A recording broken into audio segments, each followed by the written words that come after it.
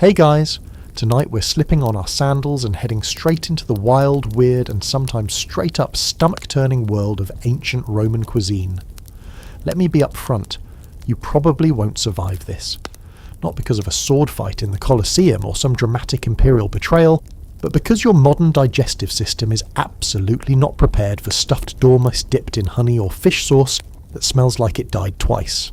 So, before you get comfortable, take a moment to like the video and subscribe, but only if you genuinely enjoy what I do here.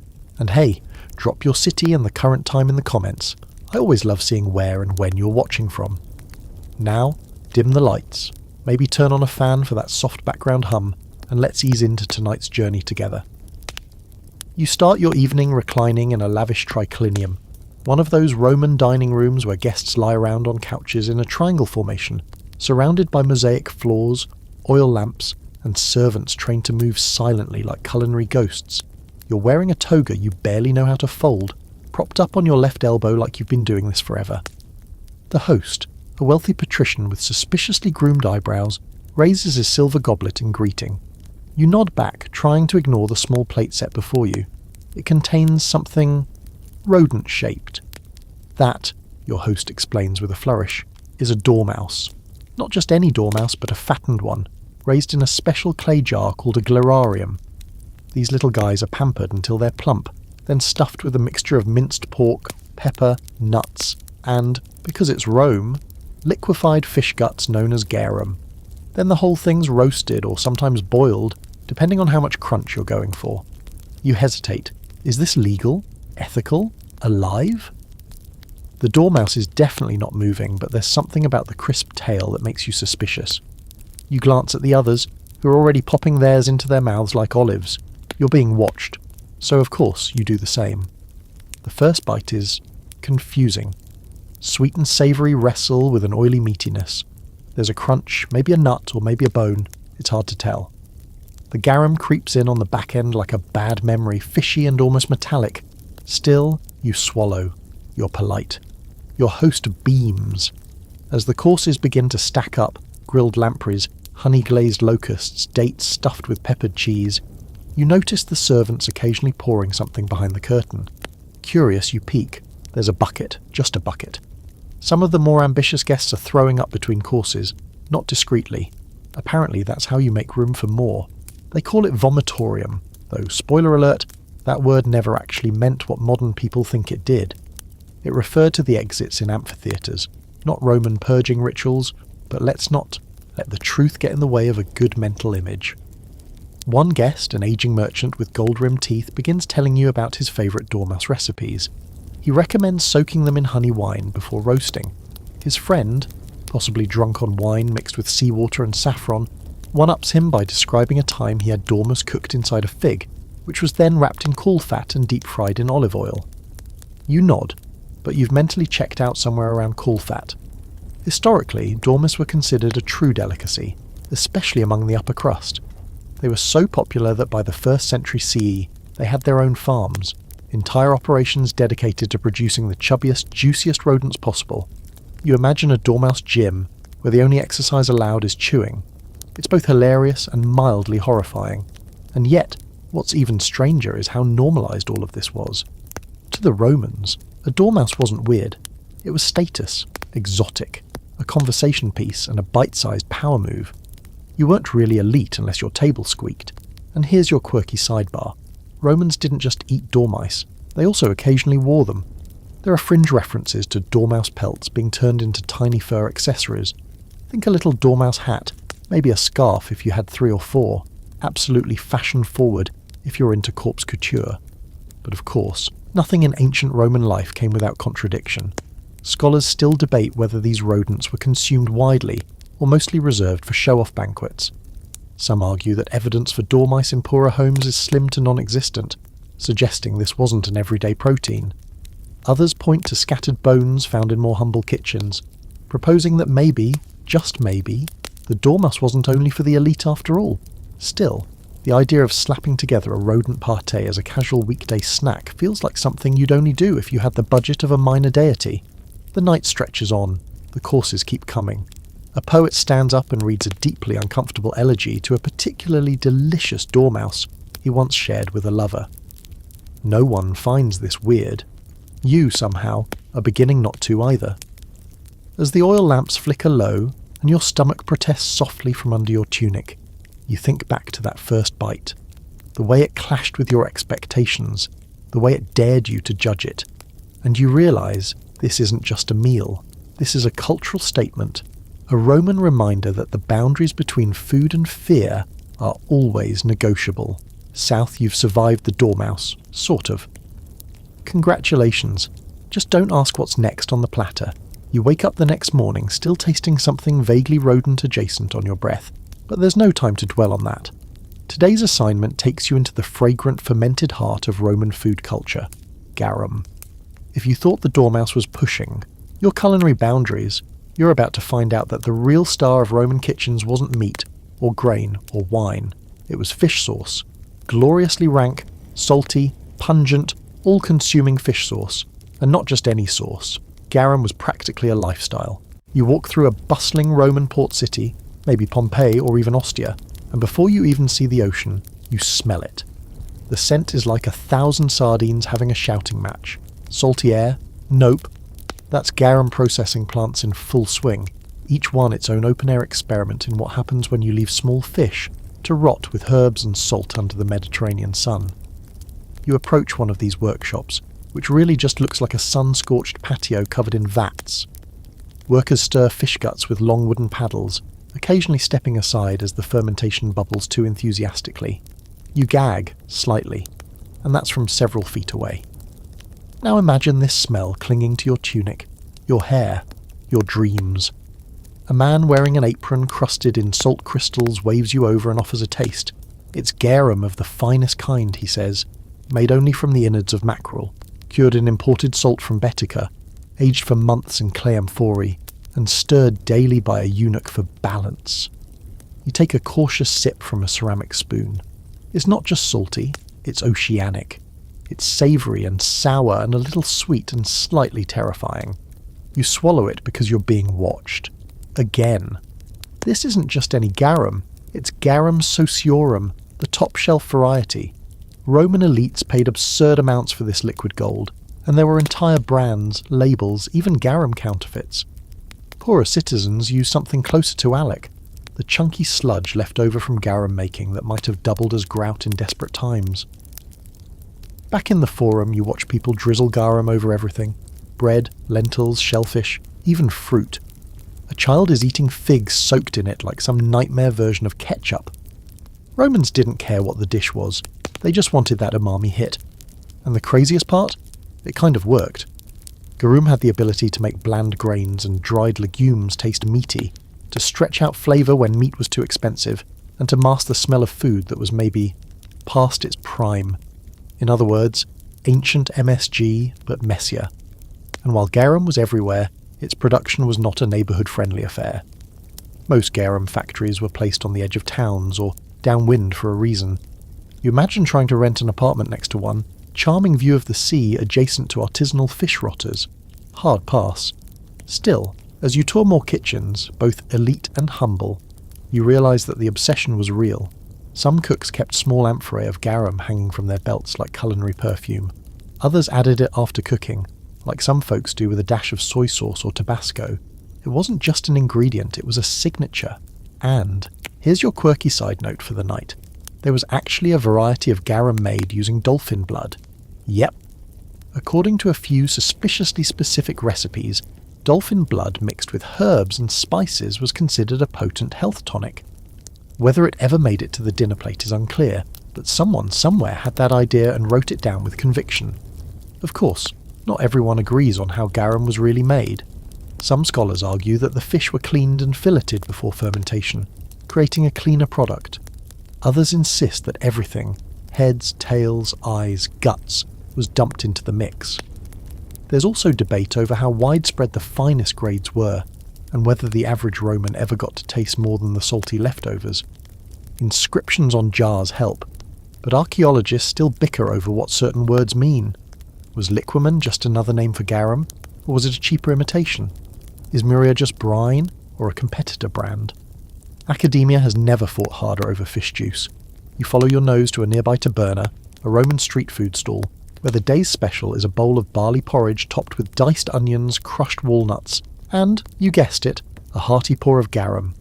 The man serving it claims his recipe dates back to a general who marched with Caesar in Gaul. You eat a spoonful and it's not bad. It's weird, yes. It's got that earthy, funky aftertaste that makes your tongue ask questions your brain isn't ready to answer. But it's hearty. It's filling. It's Roman. By sunset, your toga smells like a bait shop and your breath could pickle olives. You've learned one key thing. In ancient Rome, garum wasn't optional. It was essential. A defining feature of taste and class and practicality, all rolled into one glistening, sloshing, salty sauce. It linked the kitchens of emperors and soldiers, nobles and slaves. And somehow, through sheer flavour violence, it made everything Roman food touched more Roman. You head home, the smell still clinging to your skin like a loyal sidekick. You lie down, wondering if you'll ever smell anything else again.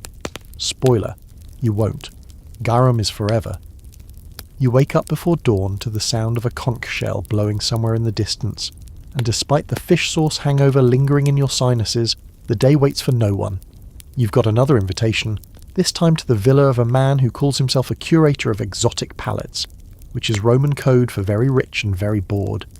His estate sits just beyond the city walls, all manicured gardens and imported marble, guarded by stone lions and real peacocks that scream like broken flutes every time someone walks too close. A servant greets you with a bow and hands you a cup of mulsum, sweet wine mixed with honey. You sip politely, wondering what's hiding behind that sugar. It doesn't matter. The host appears, waving his arms dramatically and ushering you into a colonnaded dining space dripping with opulence. This, he proclaims, gesturing toward the platter at the centre of the low table, is the Flamingo. And these, he pauses for effect, are its tongues. Yes, tongues, flamingo tongues, grilled lightly, seasoned with cinnamon, cloves and a sprinkle of crushed myrtle berries. The aroma is strangely pleasant, but the idea, less so. You look at the bird, stripped of feathers, pinkish grey like an overboiled ham, legs crossed like it's politely napping, and then at the delicately arranged pile of tiny tongues, each one the size of a baby carrot if baby carrots had tasted sea brine their whole lives and died afraid. Flamingos were status birds in Rome. Not useful, not even particularly tasty according to some historians, but undeniably rare. That was the point. Romans were obsessed with culinary theatre, and nothing said I have conquered nature itself like putting a bizarre animal on your table. Peacocks, parrots, ostriches, and yes, flamingos, all fair game. But the tongue was the real prize, a tiny muscular delicacy thought to be both tender and symbolically rich. After all, what better dish to serve at a party of politicians than a platter of tongues? You take one and bite. It's rubbery, almost chewy like calamari, but with a strange undertone of pond water and ash. The spices help. The wine helps more. You chew slowly as your host tells the story of how the tongues were collected, plucked from several birds, then boiled, then grilled, then stewed in their own reduction before serving. It took 2 days, 7 servants, and at least one enormous lie told to a customs officer. All for a handful of bites that disappear in seconds. The conversation drifts toward the exotic. One guest boasts of having once eaten the heart of a giraffe.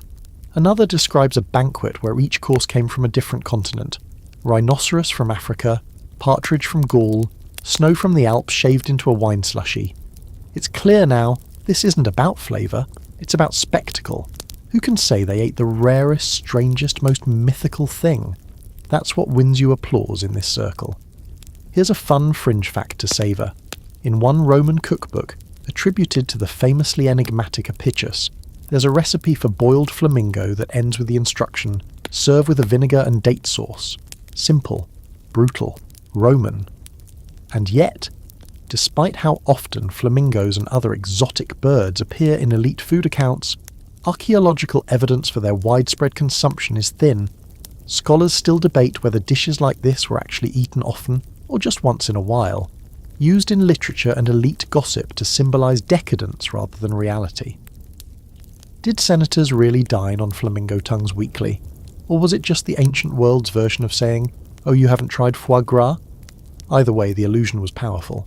After the tongues come more birds, roasted swan, stuffed with olives and almonds, sparrows skewered whole and dipped in spiced honey, even a songbird casserole that sings no more. You chew on a tiny rib bone, wondering how many wings had to flap their last for this stew. Probably too many. You glance across the table and lock eyes with a man whose lips are stained purple from wine and whatever bird viscera he's been snacking on. He smiles. You smile back. You both know you've eaten something deeply unnecessary. That's part of the fun.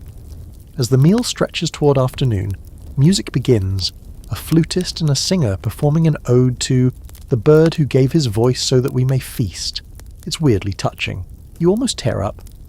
Then someone throws a peacock feather at the singer and he trips over a stool. Back to reality. You're offered a final treat. Roasted goose tongue on a skewer, served with candied rose petals. You decline. Your jaw is tired and your moral compass is somewhere in the atrium weeping softly. The flamingo tongues were only the start. You now understand that in ancient Rome, eating wasn't just survival or even enjoyment. It was performance, status, theatre, sometimes cruelty, sometimes brilliance. And while the debate continues over whether some of these dishes were ever actually served or simply imagined in decadent literature, one thing is clear.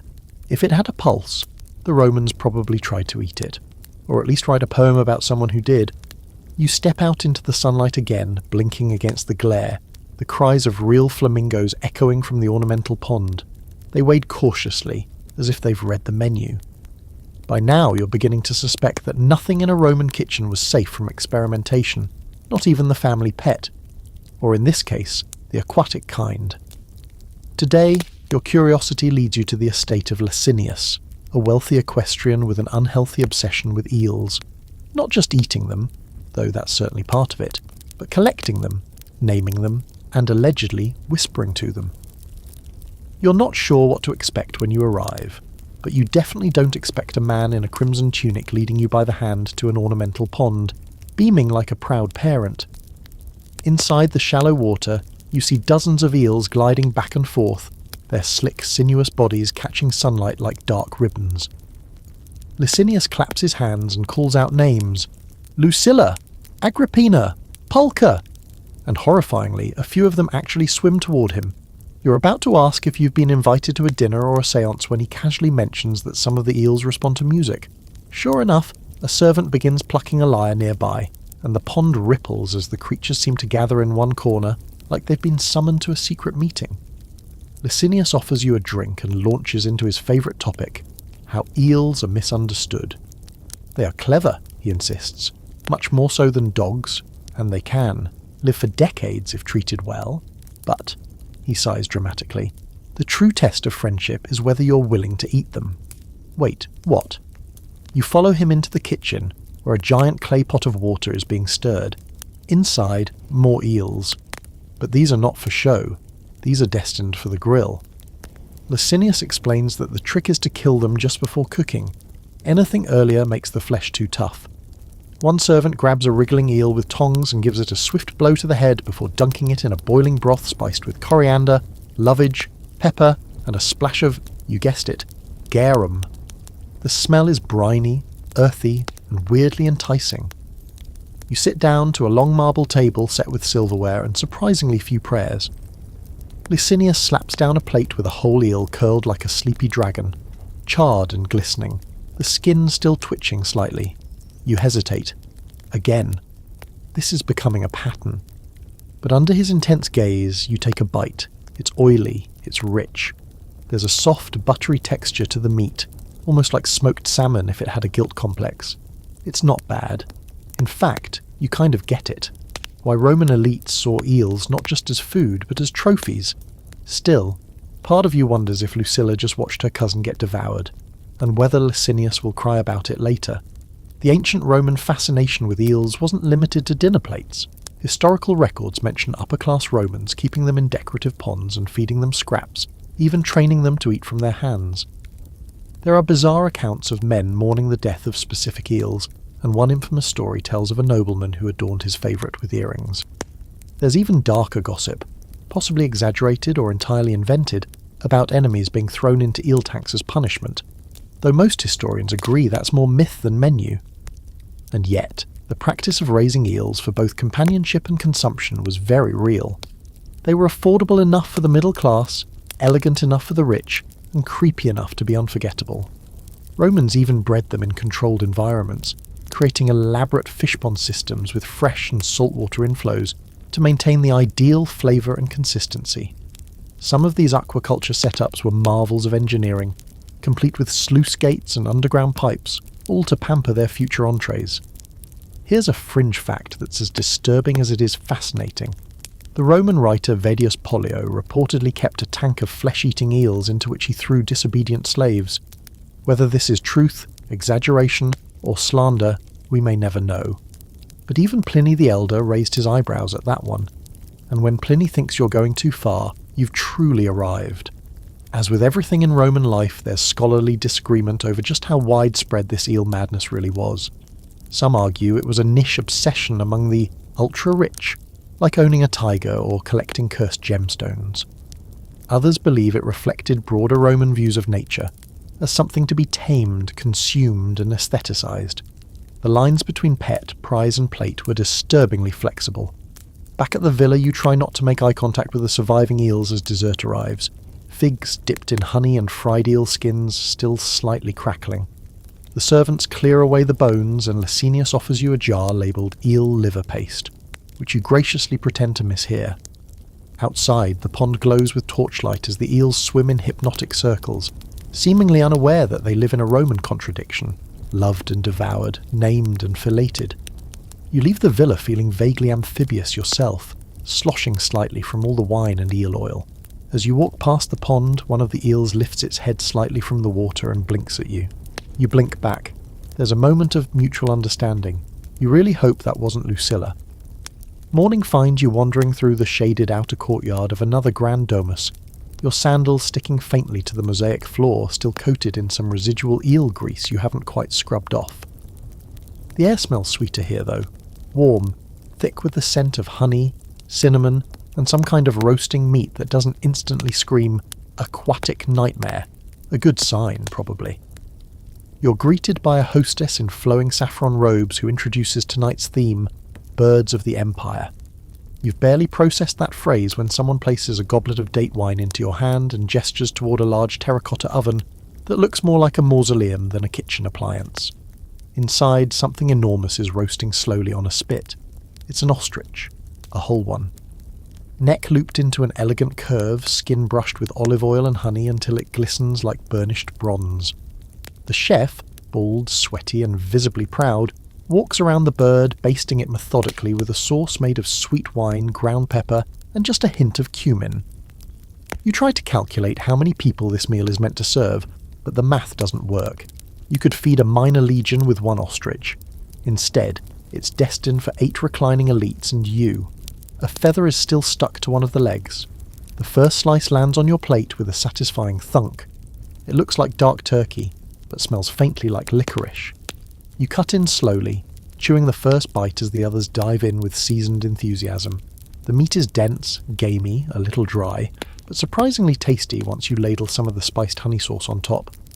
A steward spoons out roasted chickpeas glazed in vinegar and beetroot puree, and you almost forget you're chewing on something with eyeballs the size of gobstoppers.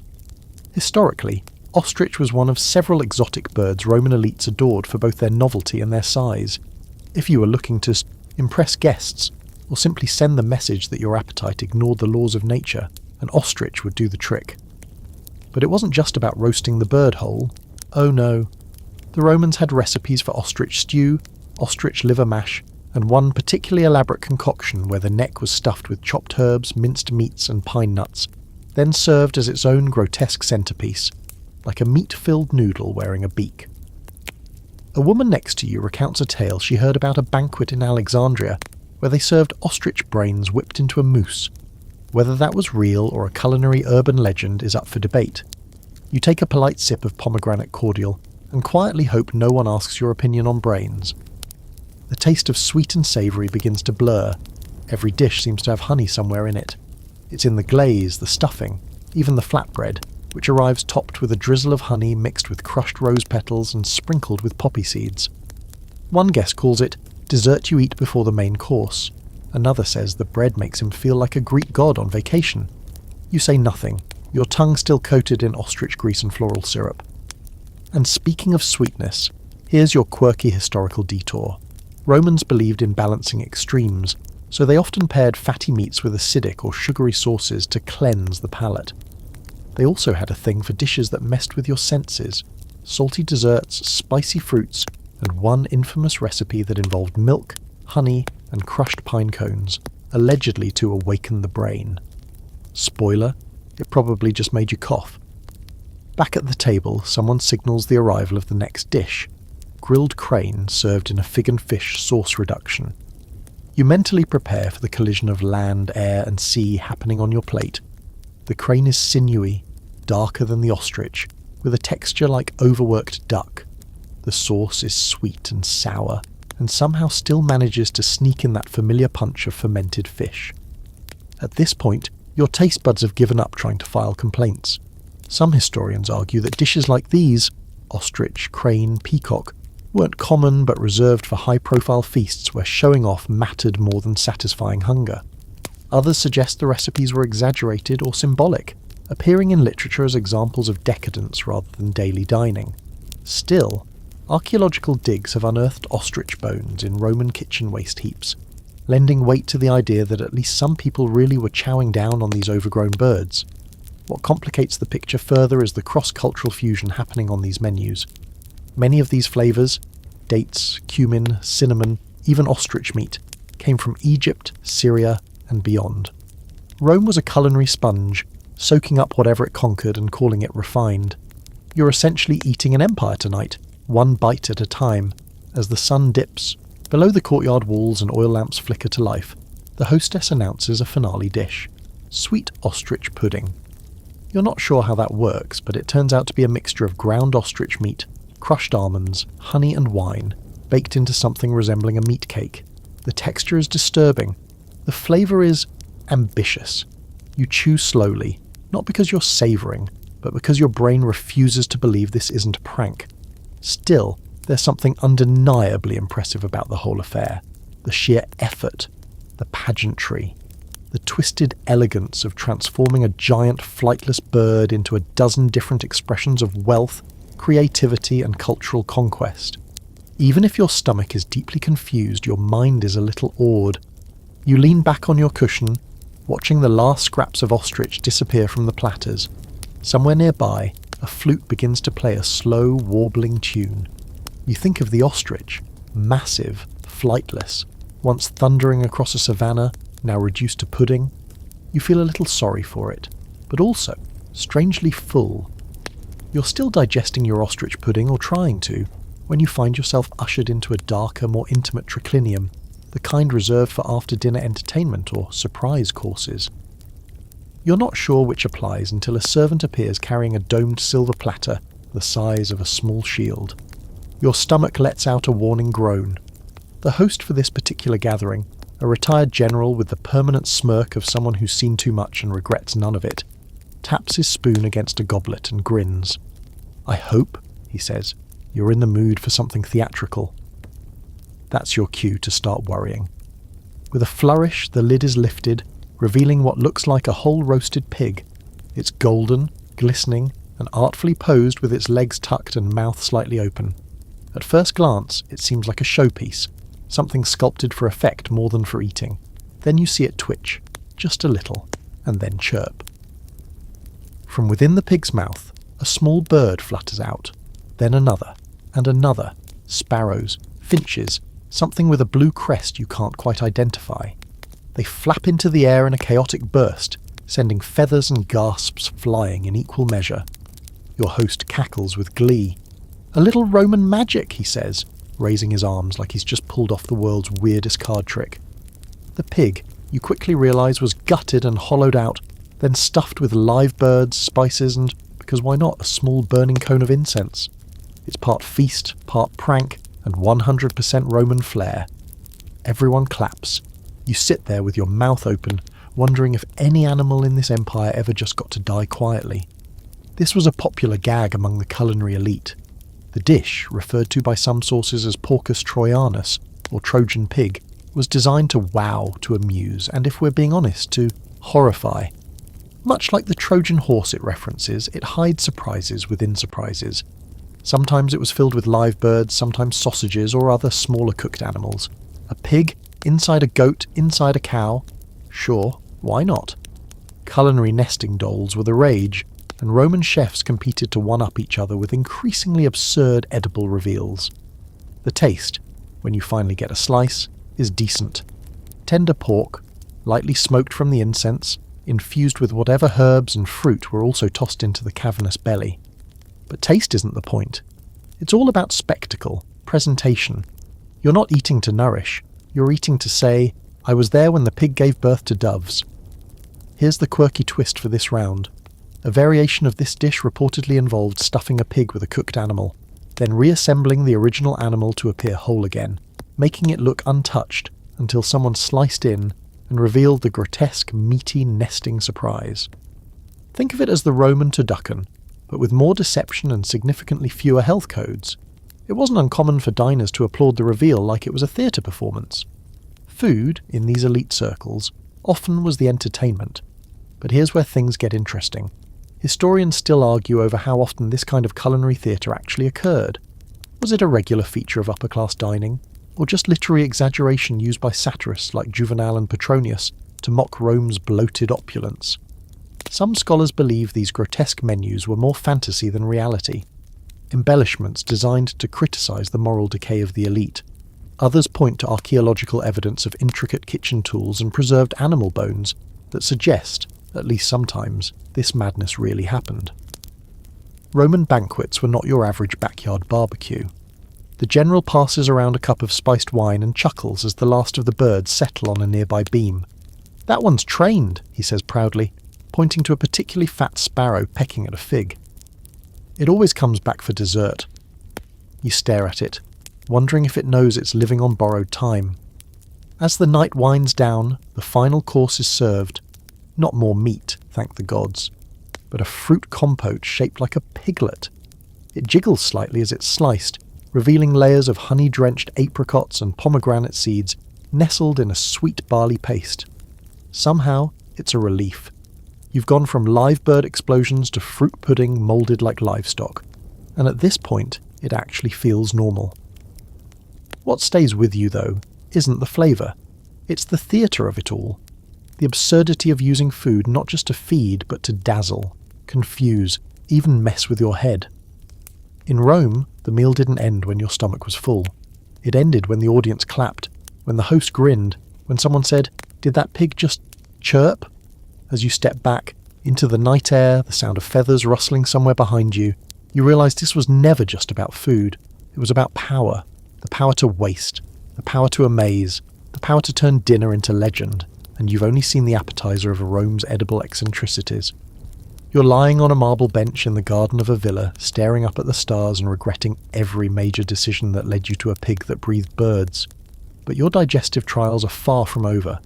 A servant appears as if conjured from the shadows, whispers something about the final indulgence of the evening, and gestures for you to return indoors. You drag yourself up, your toga now faintly crusted with garum and honey, and shuffle behind him toward the atrium where yet another table is set. This time, thankfully, for fewer guests and dimmer lighting.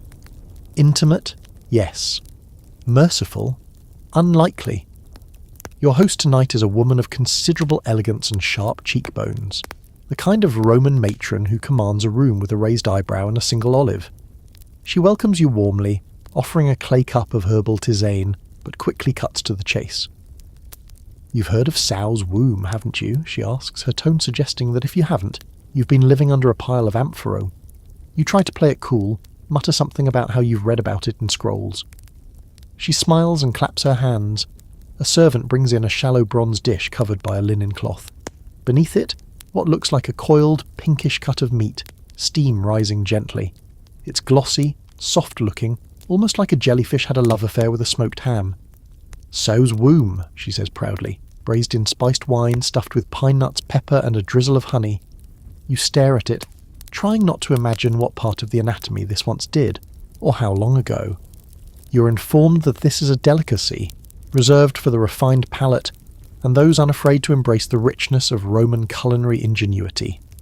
The womb has been carefully cleaned, blanched, and simmered for hours, then filled with a mixture of minced pork, crushed nuts, and dried fruit.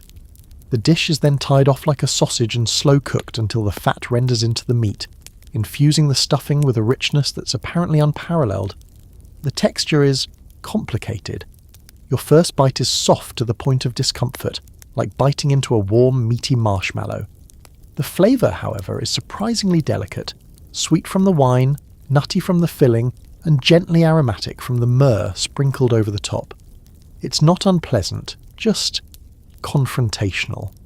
The kind of dish that grabs you by the collar and whispers, "I used to be a uterus and now I'm art." Historically, sow's womb was one of the more controversial cuts in Roman cuisine. To modern sensibilities, it may sound like a culinary dare gone too far, but in ancient Rome, it was celebrated as a luxurious and highly desirable offering. The Roman gourmet Apicius, that eternal name-dropper of culinary extravagance, includes multiple preparations of sow's womb in his writings. One method calls for boiling it with leeks and spices before flash-frying it in olive oil, then finishing it with vinegar and fish sauce. Nothing subtle, nothing held back. And here's the wild twist. Romans didn't just eat this part of the animal for flavour, they believed it carried medicinal and even aphrodisiac properties. A well-cooked womb was said to restore virility, balance the humours, and, according to one enthusiastic senator, ignite the loins of the weary, which is frankly more than most modern multivitamins can promise. There are even rumours, fringe, yes, but documented, that wombs from pregnant sows were considered especially valuable. The idea was that such a dish contained double nourishment. One organ, two lives. It was symbolic. It was grotesque. It was deeply, unmistakably Roman. As you push your half-finished plate away, your hostess leans in and recounts her favourite tale. A nobleman in Capua who insisted on having sow's womb at every meal, even breakfast. The man died apparently mid-chew, but not before shouting, "This is living." Some say the line was made up after the fact. Others believe it's written on his tomb. Still, not everyone agreed on the delicacy status. Roman medical writers, those perennially suspicious of pleasure, warned that consuming too much fatty organ meat could overheat the blood and lead to dreams of unnatural creatures. One scribe even claimed to have hallucinated a talking boar after eating spoiled sow's womb.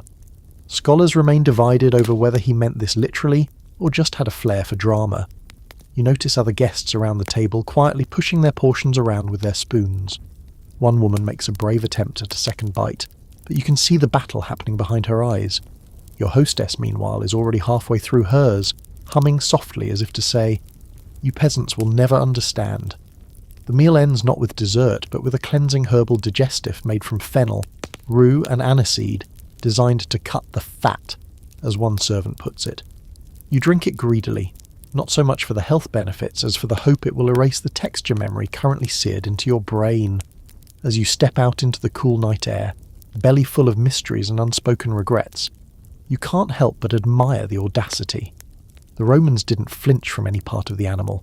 In fact, they exalted the oddest bits, the overlooked, the cast-off, the biologically unsettling. They made them stars. They wrote recipes. They built reputations. And they dared their guests to keep up. You're not sure if you passed the test, but you made it through. And you didn't hallucinate a talking boar. Yet. You wake up to birdsong and the distant clatter of amphora being moved, an oddly peaceful backdrop considering you still feel like your stomach is quietly filing grievances against the Roman Empire.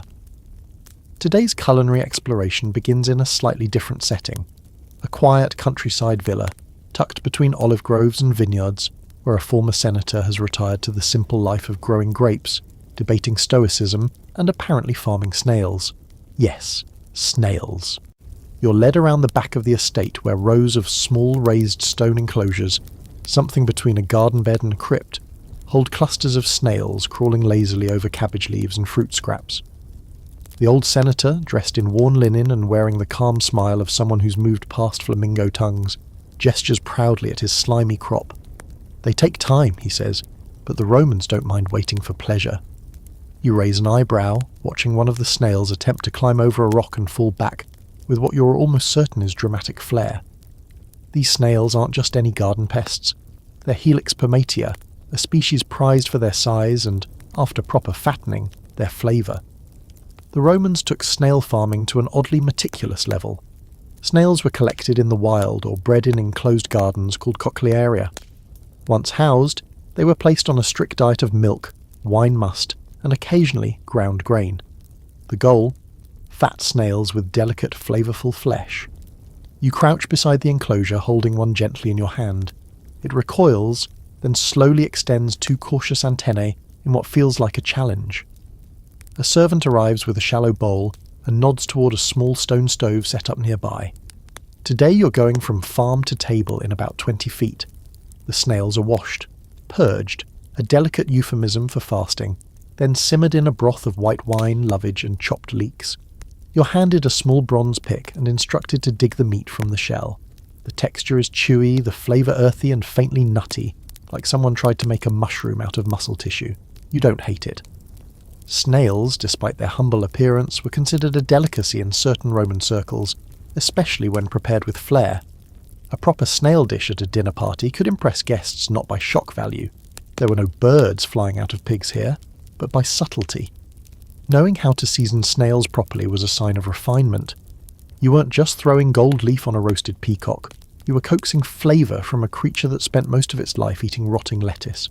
And here's your quirky fact of the day. Some Roman snails grew so large that their shells were later repurposed as salt cellars, drinking cups, or, according to one very fringe source, as protective charms worn on leather cords. The idea was that the spiral shape had mystical properties tied to the cosmos. Imagine carrying around your dinner's old apartment as a necklace. Fashion, folks. Still, scholars debate how widespread snail farming really was. Some claim it was mostly a rural, seasonal indulgence, something you might do in retirement, like gardening. Others point to literary accounts and archaeological remains suggesting that snail dishes appeared regularly in wealthier urban homes, particularly when fresh meat was scarce, or one simply wanted to show off culinary subtlety.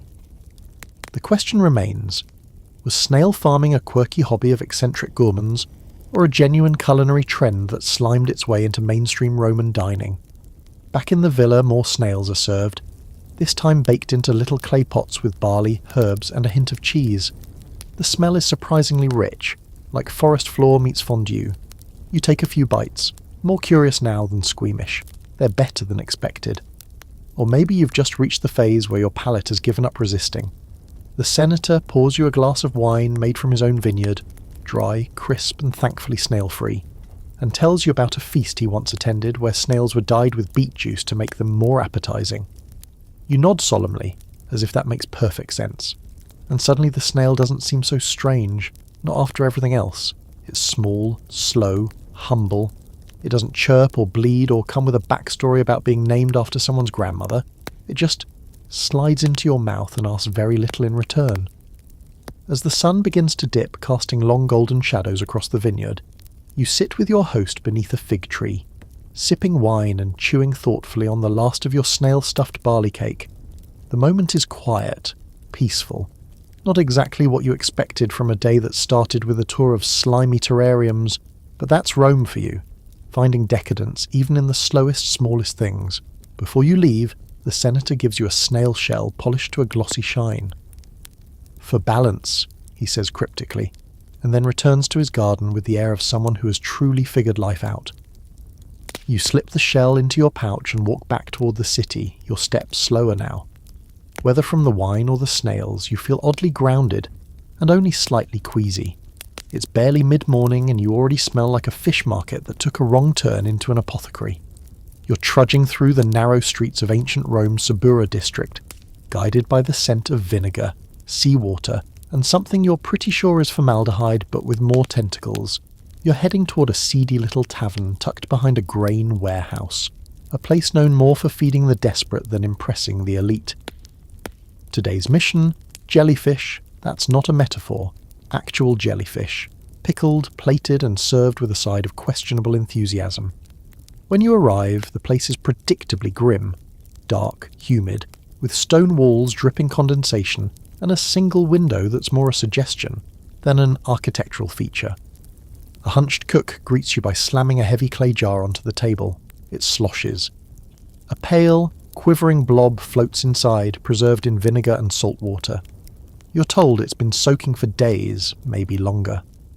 Improves the texture, the cook says, as if jellyfish ever needed help being more gelatinous. You're handed a wooden skewer and a small plate of lemon slices. No fanfare, no spices, no sweet glaze to hide behind this time. You skewer the jellyfish tentatively. It offers just enough resistance to remind you it's not tofu. The texture is what you expected and somehow worse. It's like chewing on seawater-flavoured cartilage. Cold, slimy and disturbingly crunchy at the same time. You chase it down with a gulp of barley beer that tastes vaguely of smoke and regret. Jellyfish, it turns out, were occasionally eaten in Rome, especially in the coastal towns where people had easy access to the sea and fewer food choices. Though not a staple of the elite, pickled jellyfish popped up in the kind of down-market eateries where variety wasn't the point. Survival was. They weren't grilled, seasoned, or transformed into a spectacle. They were pickled, slapped on a plate, and shoved at whoever looked the hungriest. But even stranger is the fact that some Roman physicians actually prescribed jellyfish for medicinal use. They believed it could treat sunburns, soothe sore joints, and, bizarrely, improve virility if consumed regularly. One source even suggests it was dried into strips and carried as a kind of health charm. Whether this was science or superstition is anyone's guess, but it does give new meaning to the term jelly legs. After finishing your portion, the cook offers you the daily special, sea urchin stew. You know better than to ask what's in it, but curiosity wins. The bowl arrives steaming, thick with chunks of urchin roe, chopped herbs and breadcrumbs. The smell is heavy, briny, eggy, faintly metallic.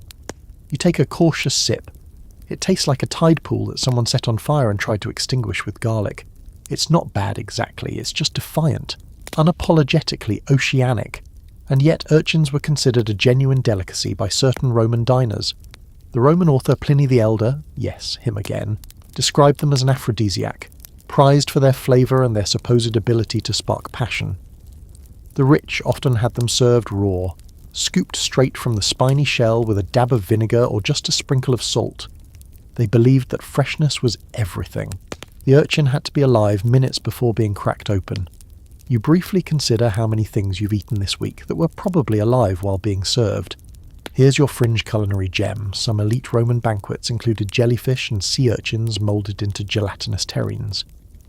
Imagine a jiggling dome of seafood suspended in aspic, served as a centerpiece, possibly decorated with mint or edible flowers. These were not everyday dishes, but extravagant curiosities, designed to intrigue or possibly challenge the courage of your guests. You don't eat jellyfish because it tastes good, you eat it because you can. As you finish your meal, the cook tells you about an old recipe he's trying to revive. Jellyfish fried in oil and served with vinegar-soaked onions. He says the trick is getting the batter to stick. You nod with the expression of someone who will absolutely not try that, but respects the ambition. Then comes the scholarly wrinkle. Historians are still uncertain how common jellyfish actually were in Roman cuisine. Mentions in classical texts are rare and often ambiguous. Did sea creature mean jellyfish? Or some kind of soft-shelled mollusk?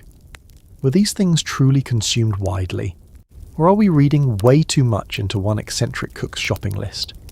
The lack of clear archaeological evidence makes it tough to say. But whether widespread or niche, the fact remains that some Romans did look at a floating sea ghost and think, I could eat that. You step out of the tavern into sunlight that feels harsher than usual. Your skin smells faintly of brine, your fingers sticky with sea urchin roe, and your stomach gurgling like it's trying to file a formal complaint with the Senate. Still, there's something oddly admirable about the experience.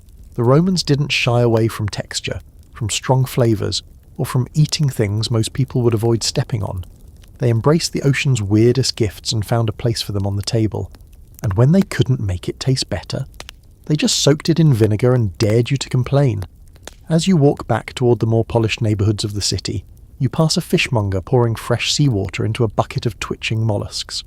He looks up, grins, and offers you a handful. You politely decline. One miracle digestion per day is enough. You've barely recovered from your jellyfish encounter when you're marched, willingly, sort of, out of the city walls with a band of Roman legionaries. The heat hits like a blanket soaked in lava. You're in the middle of a dusty training camp somewhere in North Africa, and your nose is already filled with equal parts sand, sweat, and something else. Something toasted, charred, a little nutty. You follow your stomach more than your brain toward a small mess station, where a few off-duty soldiers are gathered around a fire pit, skewering insects on sharpened twigs like they're preparing for the world's weirdest cookout. Locusts, says one of them, grinning as he flips a cluster of crispy legs over the flames. High in protein, fast to catch, better than boiled grain any day. He offers you one as casually as someone might pass a piece of jerky. It's golden brown, coated in a dusting of cumin and salt, and still has tiny antennae. You chew it, because this is your life now, and it crunches, like a toasted almond that's also trying to fight back. Honestly, not bad, especially if you ignore what it looked like 10 seconds ago. Insects like locusts and beetle larvae were, in some regions, an ordinary part of the Roman diet, not because of novelty or decadence, but because they were practical. You're a long way from the honey-roasted dormouse of the capital now. Here, in the outposts and military camps, the Roman diet is built on whatever you can trap, forage or dry for later.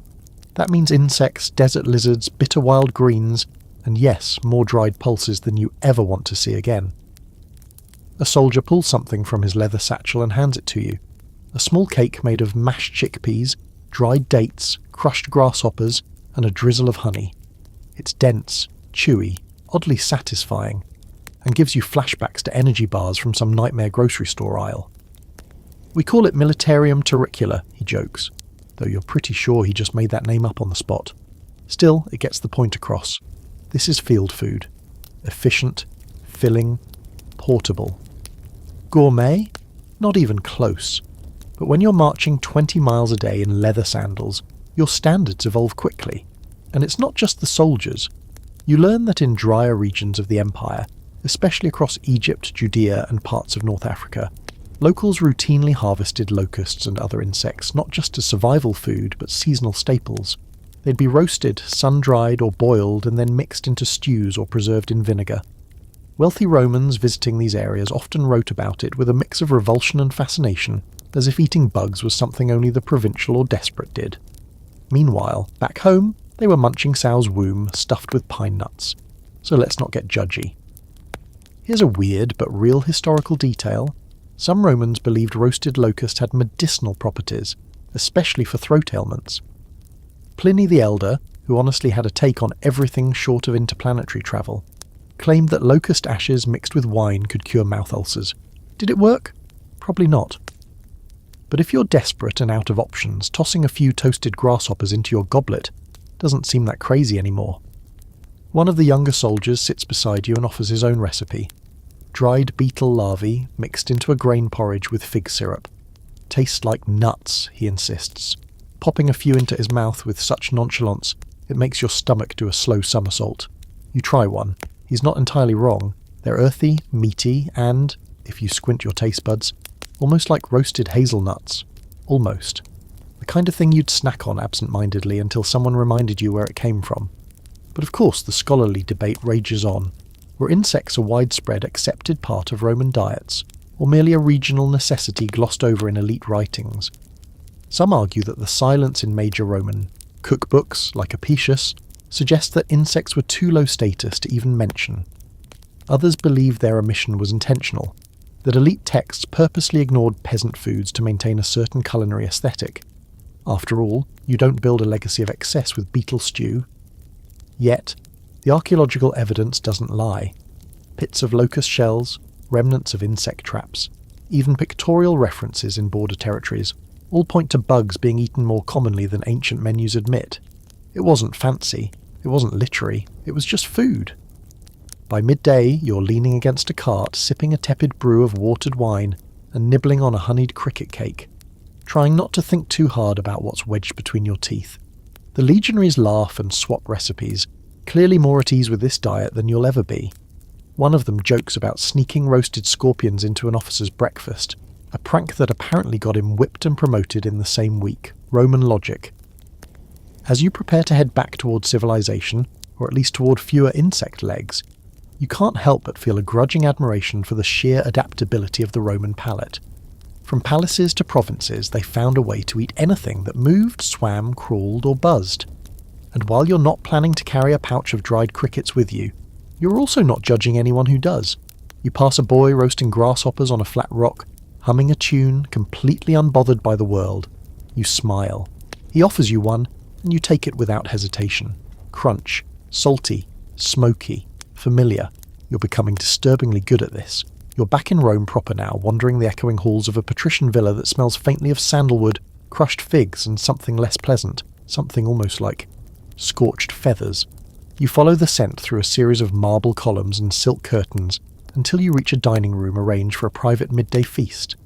There's a low hum of conversation, punctuated by the occasional cackle from a guest who's definitely had too much Falernian wine. The host is a former consul with the kind of voice that makes everything sound like a decree, and he greets you with a grin and a single cryptic phrase. Today, we dine on genius. That's never a good sign.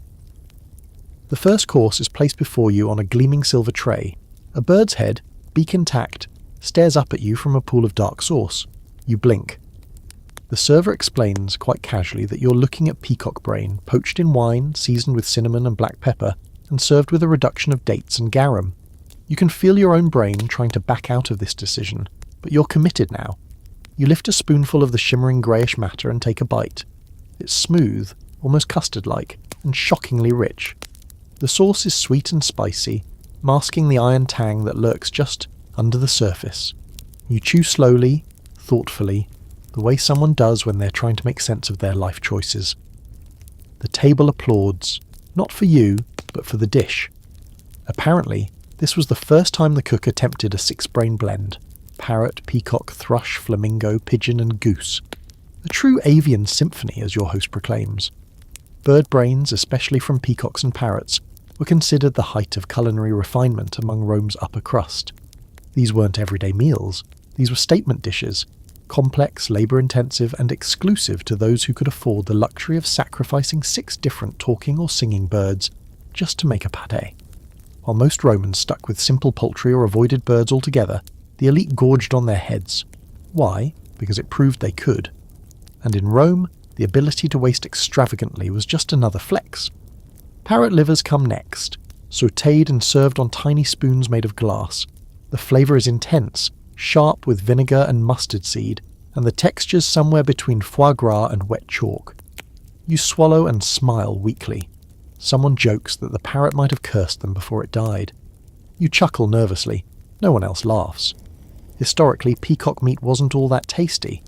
The real appeal was the show, the way a cooked bird could be redressed in its own plumage and posed like a statue of edible grandeur. Pliny the Elder, him again, mentions that peacocks were among the most expensive birds at Roman markets, prized not for flavour, but for the sheer vanity of serving one. Brains, however, were another story.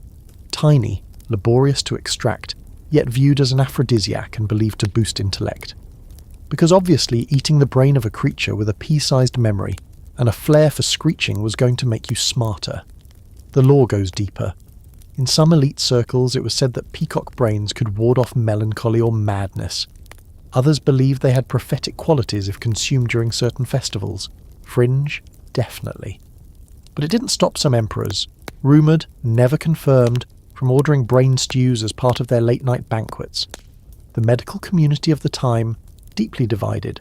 Some physicians endorsed it. Others warned that excessive consumption of bird brains could weaken the nerves and cause strange dreams. You silently wonder what the dreams of someone who's eaten 6 birds' brains at once might look like. Feathery, probably, and judgmental. There's also a practical debate among modern scholars. Some argue that these dishes were extremely rare, possibly exaggerated by satirists or philosophers trying to show how ridiculous the wealthy had become. Others point to surviving recipes and refuse heaps full of tiny skull fragments, as evidence that bird brains, however gruesome, were actually consumed.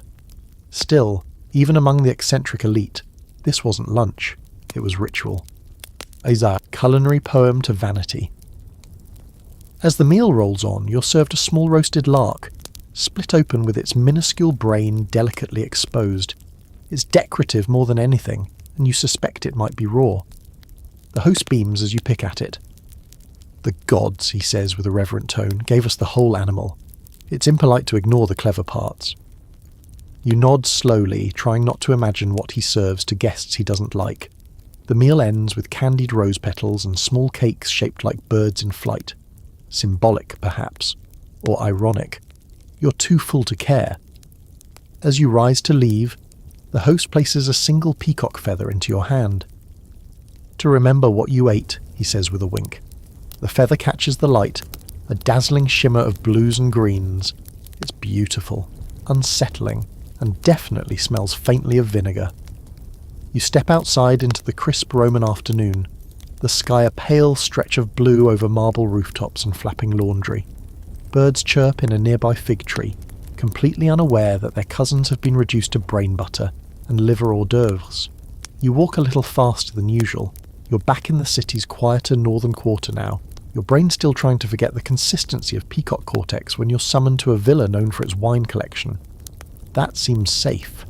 A nice vineyard stroll, maybe a gentle lesson on Roman viticulture. Your stomach dares to hope, but of course, nothing in ancient Rome is ever just what it sounds like. You arrive to find the courtyard table already set, not with bread and cheese, but with goblets of wine so dark they look more like syrup than anything drinkable. Beside each goblet is a small dish of what appears to be crumbling white powder. Sugar of Saturn, your host says with a theatrical bow, gesturing to the powder like it's treasure. You freeze mid-step, you've heard of this. It's not sugar, it's lead. More specifically, it's lead acetate, a sweet-tasting compound Romans used to balance out overly acidic or bitter wines. The practice was common enough that entire treatises were written on how to make poor-quality wine more palatable by boiling grape juice in lead pots, allowing it to absorb the metal's sweetness. It worked, technically, but at a cost that wouldn't become fully understood for centuries. You stare into your goblet, now seeing it less as a beverage and more like poison with a charming colour. But you drink it anyway, because that's the job now. It's surprisingly smooth, warm with undertones of figs and cloves. You see the appeal immediately, it's dangerously good. Your host, a self-proclaimed wine philosopher who seems permanently 3 sips away from tears or laughter, passes you another cup. This one is even sweeter, almost floral.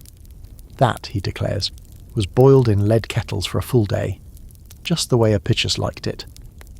You nod slowly, unsure whether to be impressed or alarmed.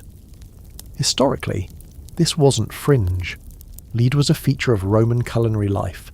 It lined pipes, coated pots, and made regular appearances in cooking and preserving.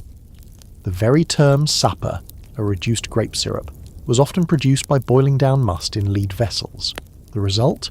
A thick, sweet concentrate that was added to everything from sauces to desserts. Scholars now know that this process leached lead directly into the mixture, so when you hear that elite Romans enjoyed wine flavoured with sapper, you can mentally replace that with wine flavoured with delicious slow death. There's a fringe theory that the widespread use of lead additives contributed to the neurological decline of Rome's upper class, poisoning their minds, dulling their senses and slowly unravelling the empire from within. It's dramatic, certainly, and modern scholars are split. Some argue that the amount of lead ingested through wine was minimal and inconsistent. Others say that prolonged low-level exposure combined with lead-lined aqueducts and pipes created a society quietly pickling itself in heavy metal. You sip again, partly out of morbid curiosity. A servant brings out a dish of pears poached in the same syrupy wine. They shimmer with a deep garnet hue, sliced into perfect half-moons, then drizzled with more sapper and sprinkled with herbs. You take a bite. The sweetness is overwhelming, cloying, rich, and strangely chemical. It coats your tongue like honey made from battery acid. Delicious, in a dangerous way. You feel like you're eating a crime scene, and it tastes incredible. Your host explains that this wine, the kind made in lead kettles, was a sign of refinement. Guests knew they were drinking something rich, sophisticated, labour-intensive. No one worried about trace metals, no one ran tests. If it tasted sweet and left your tongue a little numb, that just meant it was working. Some even believed sapper had health benefits, good for digestion, better than plain honey, and useful for masking the bitterness of less than fresh ingredients. If you feel your tongue tingling now, it's probably just tradition. Here's your historical curveball for the day. While the upper classes bathed their palates in leaded wine, Some Roman physicians, yes, actual doctors, were beginning to suspect something was off. Writings from as early as the 1st century CE mention symptoms associated with what we'd now call lead poisoning: abdominal pain, fatigue, irritability, even madness.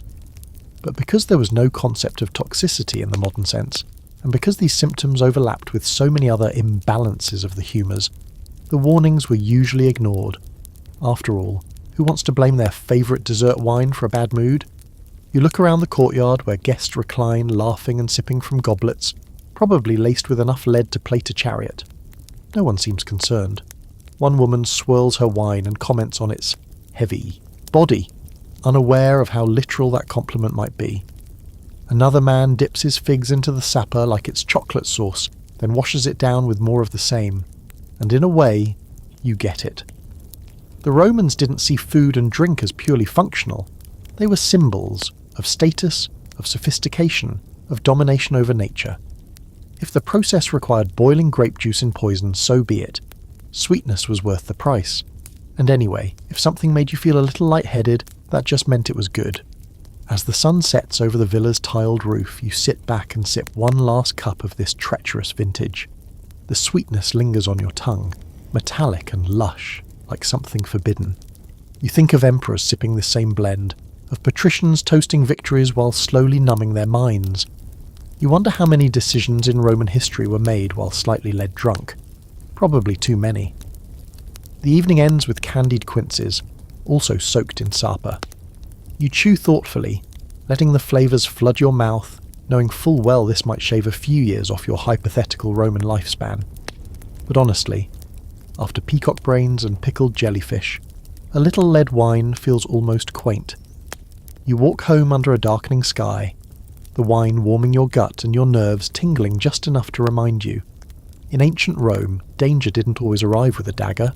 Sometimes it came in a goblet, sweet, shimmering, and perfectly poisoned.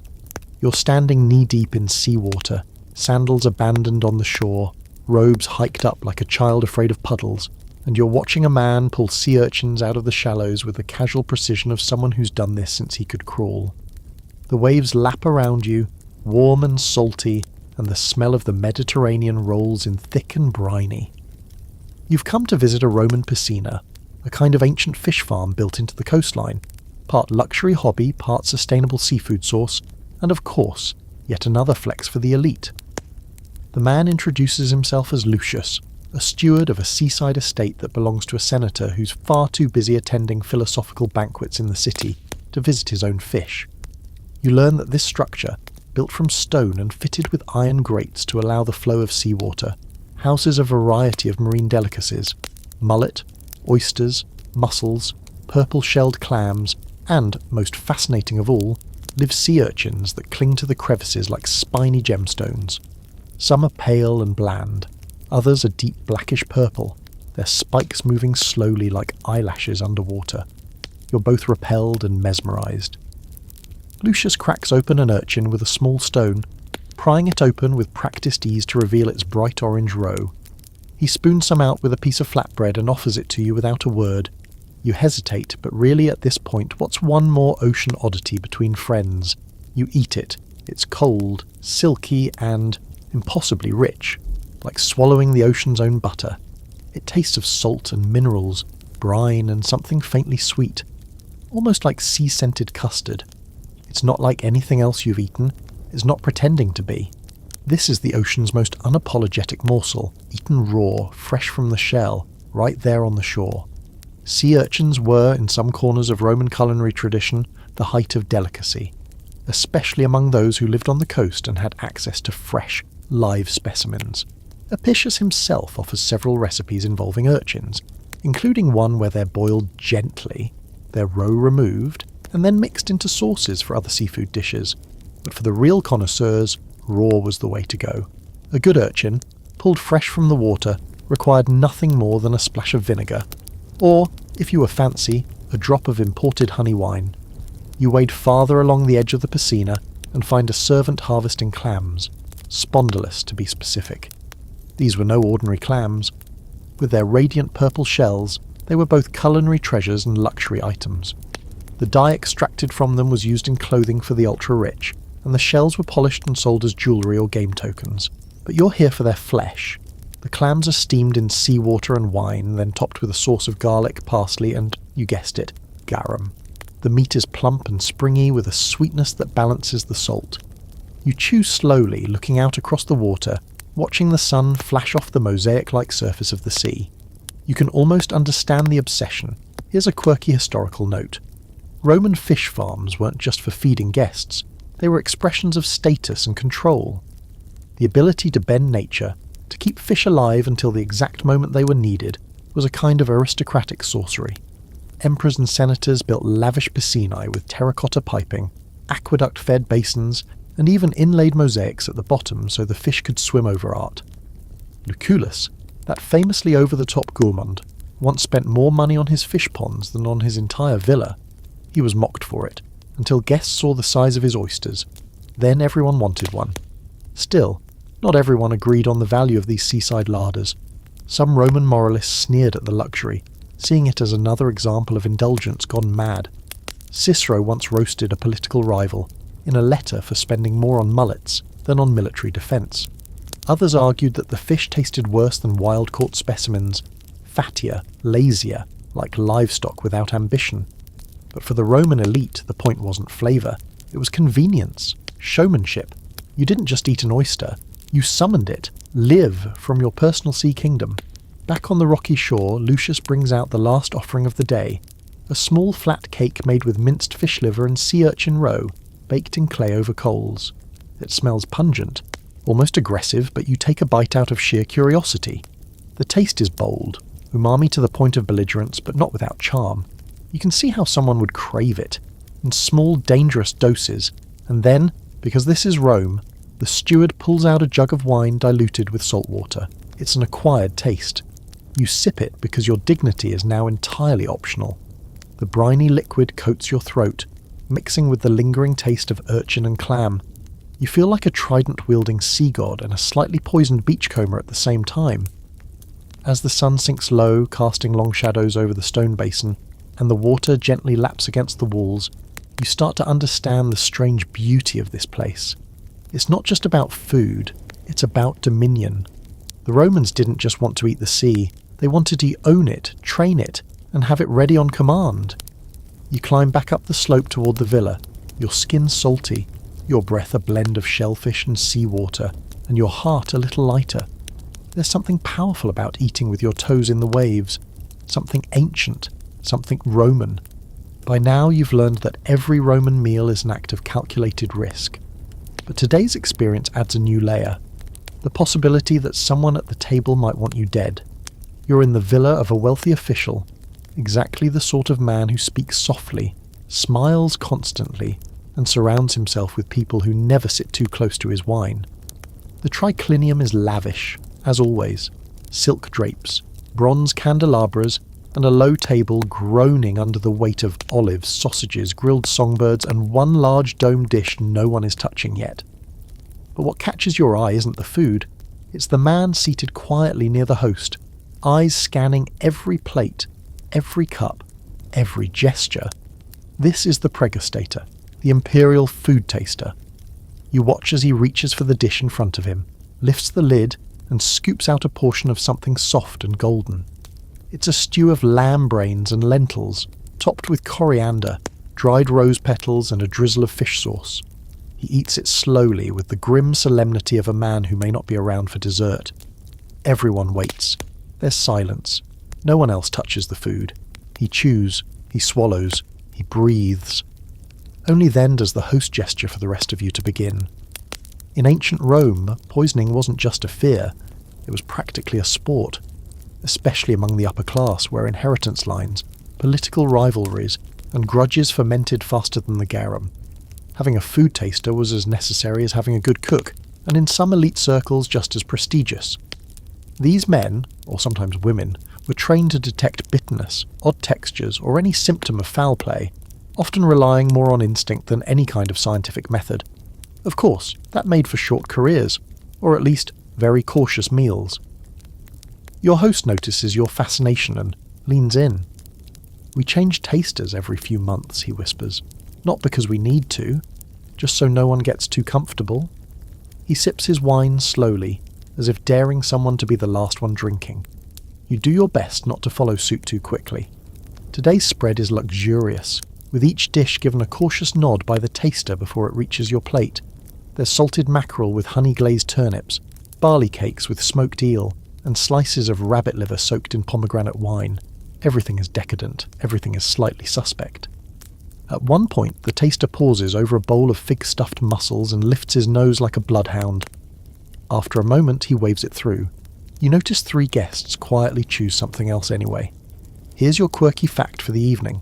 Some Roman hosts were so paranoid that they made their tasters eat not just the first bite, but every 3rd or 4th bite as well, in case the poison had a delayed release or was hidden deeper in the dish.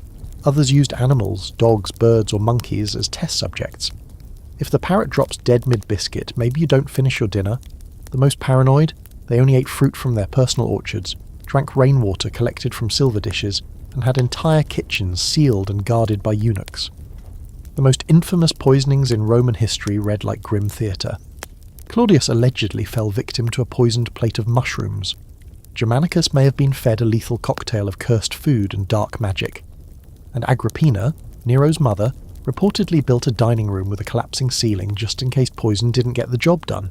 You don't just murder in Rome, you choreograph it. Naturally, the role of food taster comes with debate. Some historians argue it was mostly ceremonial, psychological comfort for jittery nobles. After all, if you wait to see if someone else keels over before you eat, you're going to be waiting a long time.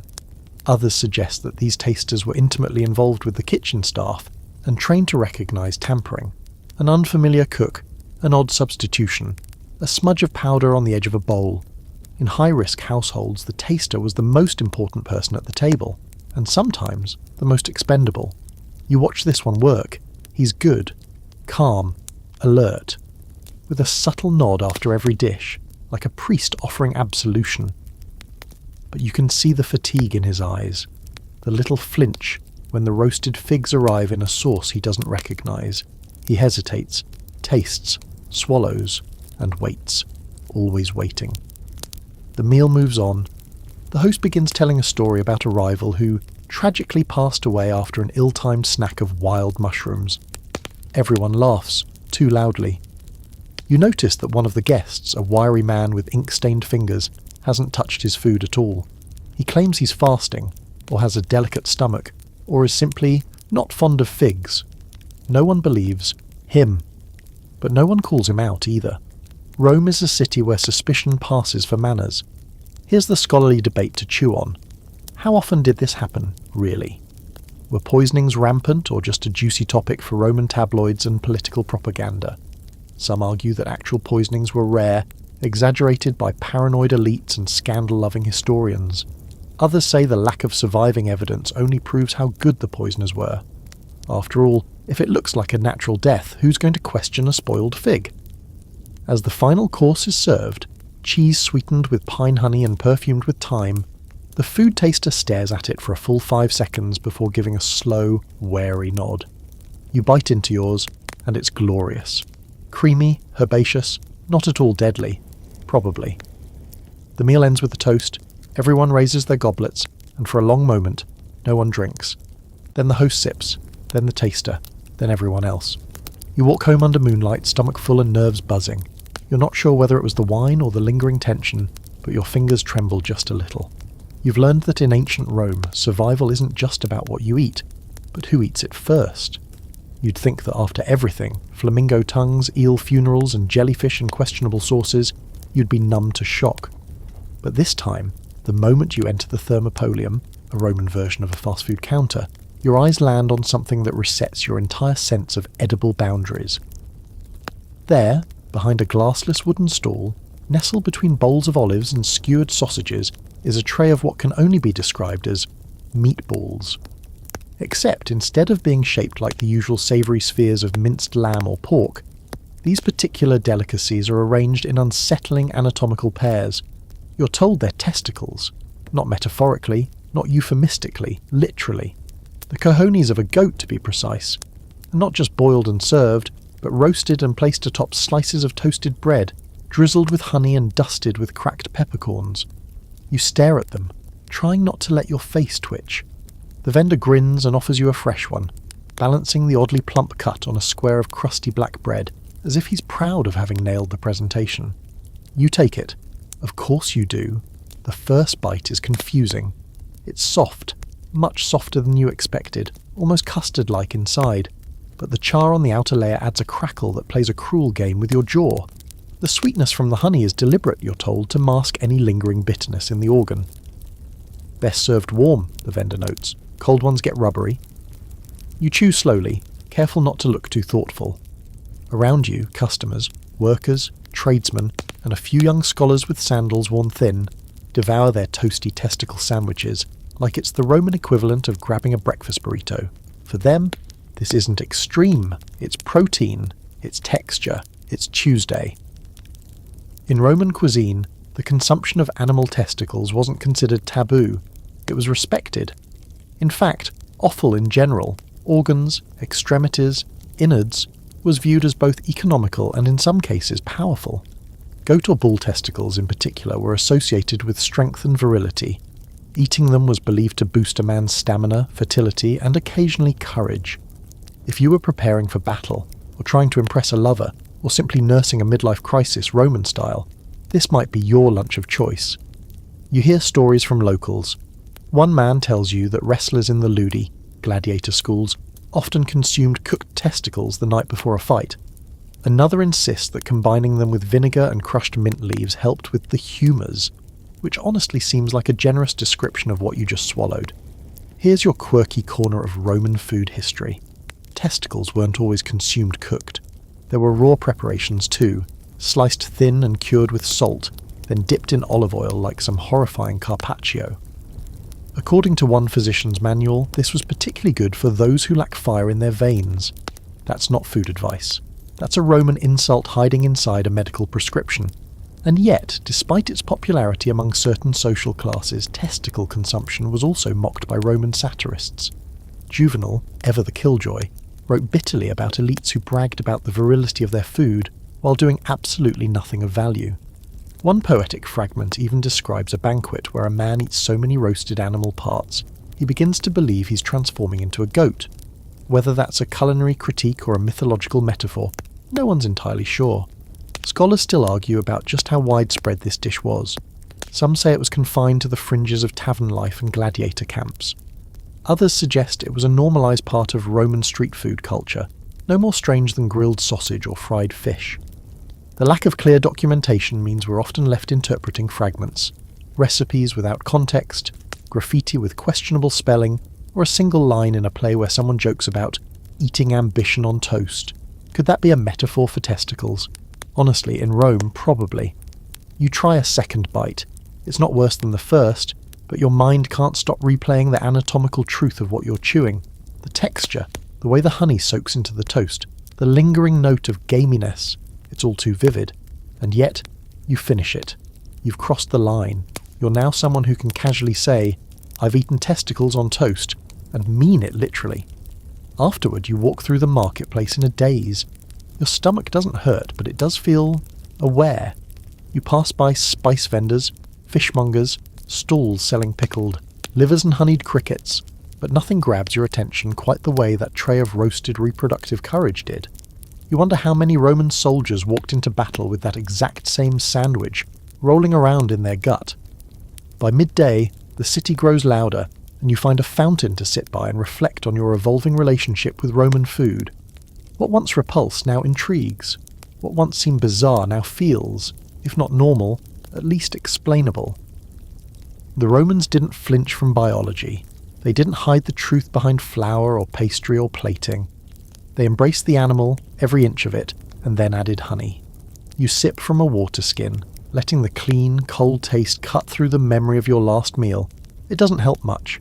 Toasted goat testicle, you realise, is a flavour that doesn't go quietly. You stand, adjust your robe, and head off toward your next meal, whatever nightmare or masterpiece it may be. In Rome, you don't ask what you're eating until it's already in your mouth. You walk into a dinner party where the smell hits before you even cross the threshold. A complex layering of charred wood, roasted meat, herbs, and ash. Actual ash. The kind that clings to the back of your throat and makes you question whether something's been burnt on purpose or just left unattended for too long. But this is no accident. Tonight's meal isn't just a dinner, it's a performance. You're in the home of a wealthy Roman patron known not for his wealth or taste, but for what he calls culinary theatre. That phrase alone makes your stomach coil slightly, but you've come this far. You square your shoulders and step into the flames, figuratively for now. The triclinium is transformed into a stage. Thick drapery muffles the outside noise, and flickering oil lamps cast everything in amber and gold. At the centre of the room sits an enormous brazier filled with slow-burning oak and bay laurel. Its smoke snakes through the air, giving the room a smell that's half sacred, half barbecue. Slaves in dark tunics move silently between guests, laying out plates made of volcanic stone, their edges etched with scenes of Bacchus's drunken revels. The first course is placed before you, a miniature lamb moulded out of spiced barley mash, covered in a thin layer of charred dough. When sliced, it bleeds beet juice. The host claps his hands delightedly as guests murmur and applaud. "A sacrifice to appetite," he declares. Someone giggles. You try to remember if you've eaten yet or just watched art die on a plate. Then comes a dish you can't quite identify, wrapped in blackened fig leaves and cooked directly in hot ash. You're told it's pigeon, stuffed with pine nuts, garlic, and mashed raisins, then pressed beneath a burning tile until its skin crisps and its juices caramelize. You open the leaf carefully and take a bite. It's smoky, tender, slightly sweet, and unexpectedly wonderful. The ash adds a flavour you'd call primitive, if it didn't taste so sophisticated. Your fingers are smudged grey now, and your wine tastes sharper by contrast. You feel yourself slipping into the performance. Ash and charcoal were surprisingly common in Roman cooking, not just by accident, but as a deliberate technique. Chefs would bury meats and tubers in ash to cook them slowly and evenly, often combining this method with spices and glazes that made the most of the smoky undertones. You're served a skewer of boar glazed with honey and black pepper, rolled in powdered olive pit ash to give it a volcanic crust, as the cook boasts. It crunches like black sand but gives way to perfectly cooked meat. You chew slowly, watching others try not to lick their fingers. Here's your oddball historical fact. Some Roman kitchens kept bowls of clean sifted ash, not for cooking, but for serving. Ash acted as a natural insulator and moisture absorber. Delicate desserts like cheesecakes or moulded honey custards were sometimes cooled by being placed in ash beds, allowing them to firm up gently without overcooking. It's not pretty, but it's effective. One guest jokes that he once found a beetle in his custard and didn't even complain because the flavour was divine. You try not to overthink that. As the night deepens, the dishes get weirder. There's a clay-sealed duck that must be broken open with a small hammer, releasing a puff of rosemary smoke. There's a salad of bitter greens and grilled onions, served in a bowl of cooled charcoal so your fingers smell like a campfire for the rest of the night. There's a dessert, some kind of honey pudding served inside a charred pomegranate shell, with the seed stained black from soot. You eat it anyway, and then another. You're not even hungry anymore, you're just curious. The host stands to deliver a toast, quoting from memory something about Prometheus and the fire stolen from the gods. He declares his table to be the altar of culinary truth. You raise your cup because everyone else does. He smiles at you and says, "It's not just about taste, is it?" And you realise he's not asking, he's telling. There's an open scholarly question about how widespread this kind of culinary performance really was. Some believe only the wealthiest Romans indulged in these edible spectacles, and even then, only during festivals or special banquets. Others argue that showmanship was a key ingredient in all Roman dining, from taverns to tricliniums. What better way to prove your intellect, taste and cultural savvy than by turning dinner into a conversation piece? You look around and see a woman carefully dusting off her slice of ash-cooked eggplant before eating it. Another guest smearing duck fat across blackened bread with practiced flair. Everyone here is acting to some degree, playing a role in the performance. Even the food taster hovering near the entrance seems slightly theatrical. Tonight, sniffing each dish like a priest preparing to bless it. The final act is absurd in its simplicity. Boiled eggs, served whole, their shells cracked and streaked with ash. You peel yours carefully, revealing an interior tinged slightly grey from the smoke. The yolk is firm, the flavour rich and earthy. It tastes like survival and luxury in the same bite. The host watches you eat and nods approvingly. You understand, he says. As you leave the villa, your robes dusted with ash, your hands stained with oil and smoke, you feel like you've stepped out of a myth. Not just fed, but initiated.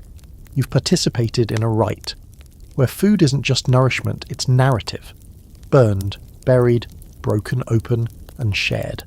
And tomorrow, when you brush soot from your sleeves and smell rosemary in your hair, you'll remember the lesson. In ancient Rome, even the ashes had flavour. You wake up in a neighbourhood the Romans would politely call modest, which is their way of saying dirt between the mosaics. The kind of place where no one's feasting on peacock brains or sculpting duck pâté into marble swans. No fountains, no ash theatrics. Just people doing what they've done for centuries. Working, sweating, and eating what they can afford, which today means bread. Lots of it. But not the golden, sesame-dusted loaves from noble ovens. Number your hair for the kind of bread that breaks before it bends. The kind that doubles as a weapon or possibly a roofing tile. Welcome to the world of Roman peasant bread. Black, dense, and nearly indestructible. The pistrina, or bakery, is a hot, dusty place that smells like yeast, charcoal, and overworked labourers. A mule turns a grinding wheel in the corner, its blindfold frayed, its patience thinner than your sense of self-preservation. Flour coats every surface like volcanic ash. You're handed a small circular loaf the size of a saucer. It's warm, slightly cracked on top, and so dense it could stop a javelin. You tap it against the stone counter. It makes a sound. Not a soft thud, but a clink. You raise an eyebrow. The baker shrugs. This is panis niger, he tells you. Black bread. Made with barley, sometimes millet, occasionally chestnut flour if you're lucky. And by black, he doesn't mean richly browned.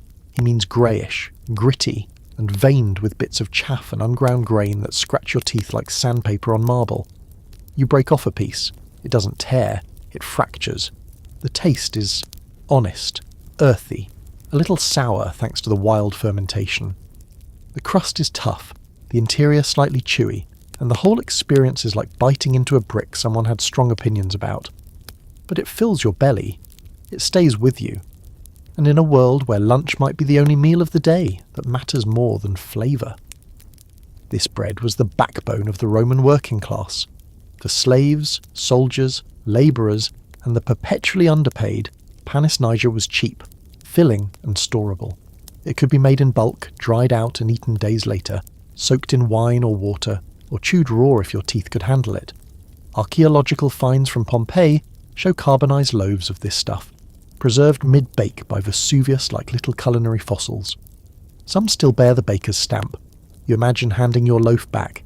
Yes, hi, this shattered my molars. Do you do refunds? The baker shows you a trick, cutting the bread into chunks and simmering it in water with a few herbs, olive oil if there's any left, and whatever scraps of vegetable happen to be lying around. The result is a sort of soup, thickened by the crumbling bread. It's not glamorous, but it's warm, and it works. He calls it pulse panis, literally bread mush. He doesn't say it proudly, but there's affection in the way he stirs it. Here's your quirky historical detail. Some Roman bakers mixed terra sigillata, a medicinal clay, into their flour, believing it helped purify the bread, or even gave it health benefits. Scholars debate whether this actually helped, or just added more dirt to an already gritty situation. In at least one surviving text, a satirical character complains that he chipped his tooth not on a bone, but on the bread itself. You suspect it wasn't a joke. And here's where it gets scholarly. There's long-standing debate about whether poor Romans really ate this bread by choice or necessity. Some argue that barley bread, while coarse, had more fibre and nutrients than refined white loaves, and might have even been healthier. Others point out that no one voluntarily eats sand-filled crust unless it's the only option. The appearance of these loaves in poorer homes, military camps and workhouses suggests it was survival food, not artisan fare. Still, there's an undeniable dignity to it. Bread was a symbol of Roman identity, so much so that the empire's most basic political bribe was bread and circuses. The annona, or state grain dole, ensured that even the poorest citizens in Rome received a ration of grain to make their own bread. It wasn't generosity, it was insurance against riots. A hungry crowd starts fires, a fed crowd just heckles. Back in the bakery, the next batch of loaves is coming out of the oven. dusted with what might be flour or masonry debris, you're not sure anymore. The baker gives you a wrapped bundle and says it'll keep for 3 days. 4, if you pretend it's toast. You thank him, your arms now weighted with what might be the world's first edible paperweights. Later you sit on the edge of a fountain and nibble your bread with a piece of dried cheese. It's hard, it's dry, but it's satisfying in a way that makes you feel connected to something ancient, gritty, and real. This is the kind of food you can trust. Not because it's tasty, but because it makes no promises. It simply exists, just like the people who eat it. As you finish the last bite, old Gyan, the child runs past you carrying a loaf like it's a discus. A woman nearby dips hers in watered-down wine and chews methodically, eyes half closed. A soldier sharpens his blade with one hand and tears off a piece of bread with the other. No fanfare, no complaints, just life and the bread that keeps it going. You dust the crumbs from your lap, your jaw a little sore but your stomach full. In a city built on extravagance and illusion, it's strangely comforting to know that some things, like bread that could double as a roofing tile, never pretended to be anything they're not. You're wandering through the Forum Boreum, the old cattle market, early in the evening, when the crowds thin out and the stalls start closing. You've had enough of the usual fare for one lifetime. Your jaw still aches from yesterday's black bread, and your stomach hasn't forgiven you for the goat testicle toast. So tonight you're aiming for something simple, something gentle. A nice fig, maybe, that's all, just a fig. And then you hear someone whisper, "You looking for the silenus fruit?" That stops you in your tracks. You turn to see a man with a sun-leathered face, and eyes like he hasn't slept since Julius Caesar's second divorce. He stands beside a cart of ordinary-looking figs, brown, slightly wrinkled, glistening with just enough syrup to catch the torchlight. "They're sweet," he says, but not just sweet. He winks, which should be illegal in this part of the city. They make you dream, deep dreams, prophetic dreams. You raise an eyebrow.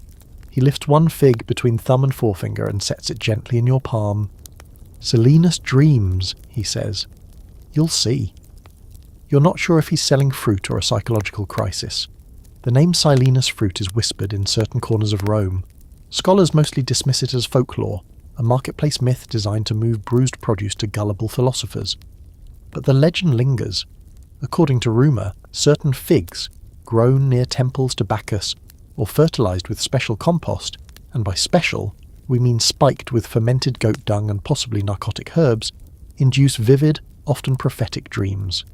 Some say the figs are soaked in a wine infused with poppy resin. Others claim it's henbane. One theory even suggests the figs grow near burial grounds, absorbing strange powers from the restless dead. You bite into the fig. It's ripe, almost sinfully so, the skin splitting under your teeth with a burst of syrupy sweetness. For a moment, nothing happens. Then a heat creeps up your neck. Not unpleasant, but definitely unnatural. Your limbs feel lighter, your eyes a bit fuzzy, and then the world shifts. You're still sitting in the forum, but the torches seem to pulse with light. The shadows stretch longer. A vendor across the way is melting like wax. You blink and see a lion wearing a toga. You're either hallucinating or someone has finally weaponized produce. In ancient Rome, the line between food and medicine was razor thin and often crossed. Certain fruits, herbs, and wines were dosed with natural narcotics, used not only for pain relief but also for spiritual purposes. Figs, with their heavy sweetness and mythological ties to fertility and divine favour, were often at the centre of strange beliefs. Combine that with the Roman appetite for mystical experiences and recreational experimentation, and you get something like the Silenus fruit, a snack that may or may not show you the future. Silenus himself, in myth, was a drunken satyr known for falling into trances and uttering cryptic truths. He was often depicted with eyes rolled back, mouth half open, mumbling divine nonsense into a cup of wine. He's the kind of character who probably would have eaten a prophetic fig and then gotten into a fistfight with a goat. The fruit, by association, took on his name. You stumble through the marketplace, visions flickering at the edges of your sight. Shapes and voices swirl. At one point you think you see your reflection in a bronze shield, but your face is different. Older, or maybe younger, or maybe not yours at all. The effect is disorienting, but not entirely unpleasant. You feel lifted, loosened. like someone shook the map of your mind and let all the pieces fall somewhere new. Here's your quirky historical gem. It wasn't just figs that carried mystical baggage in Rome. Lettuce, of all things, was believed to dull sexual desire. Mint could inflame it. Basil was sometimes rubbed on the temples to provoke visions, and poppies, of course, were the crown jewel of Roman narcobotany, used in everything from sleep aids to lethal poisons. The idea of a fruit that could open your mind to divine whispers wasn't just fantasy. It was part of a larger culinary mysticism, blending the spiritual with the sensory. But modern scholars remain skeptical. Was the Silenus fig real? Or was it a story? An ancient meme passed from street hawker to gullible tourist? Some believe it was a joke, a metaphor for the dreamy sweetness of overripe figs during harvest season. Others argue that certain fig varieties, when fermented or combined with natural alkaloids, could have mild psychoactive effects. Without written recipes or botanical remains, we're left piecing together legends with a fork and wishful thinking. You finally find a bench, slumping down with the last bite of fig still melting on your tongue. A dog stares at you like it knows too much. The moon pulses slightly. You're vaguely aware of someone singing nearby in a language you've never heard. Or maybe it's Latin, and your ears have just turned to clay. After what feels like hours, or maybe minutes, you blink hard, and the world rights itself. The shadows shrink back to their proper size. The torches stop breathing. The dog is gone. You feel grounded again, but not quite the same, like your thoughts have been rearranged by something older than reason. You stand and look back at the fig vendor's stall. It's empty now. The figs are gone. No sign of the man. Just a sticky spot on the stone and a faint scent of honey and smoke. You're not entirely sure it happened. You're also not entirely sure it didn't.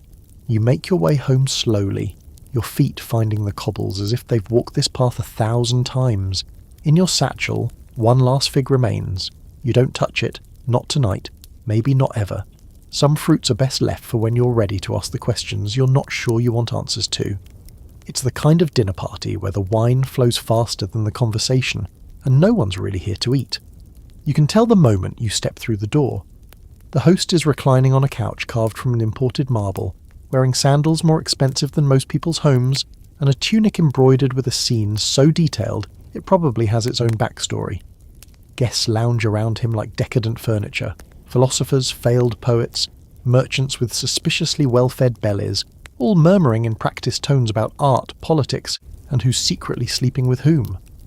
A golden platter of figs sits untouched. You know what kind of night this is. You've wandered into a literary banquet, and by literary you mean completely unhinged. These kinds of feasts aren't about food in the traditional sense. They're about performance, satire, absurdity. You're here because someone invited you with a wink and a whisper that tonight's dinner will be educational. The host claps his hands and a row of servants enters with trays bearing dishes that are too ornate to eat and too strange to ignore. The first is a fish moulded out of cheese. It flops when poked, oozes something yellow, and smells like it's halfway through a theological crisis. Is it edible? Someone asks. The host just shrugs. Define edible. You laugh because everyone else does, and take a cautious bite. It's goat cheese whipped with vinegar, honey, and mashed anchovies, shaped by someone with a disturbing amount of time and a soft spot for chaos. The flavour is bright, salty, and sharp enough to make your molars hum. You eat another bite anyway. You're part of the play now. This kind of feast was immortalised in works like the Satyricon, where the banquet of Trimalchio, a cartoonishly rich freedman, descends into culinary madness.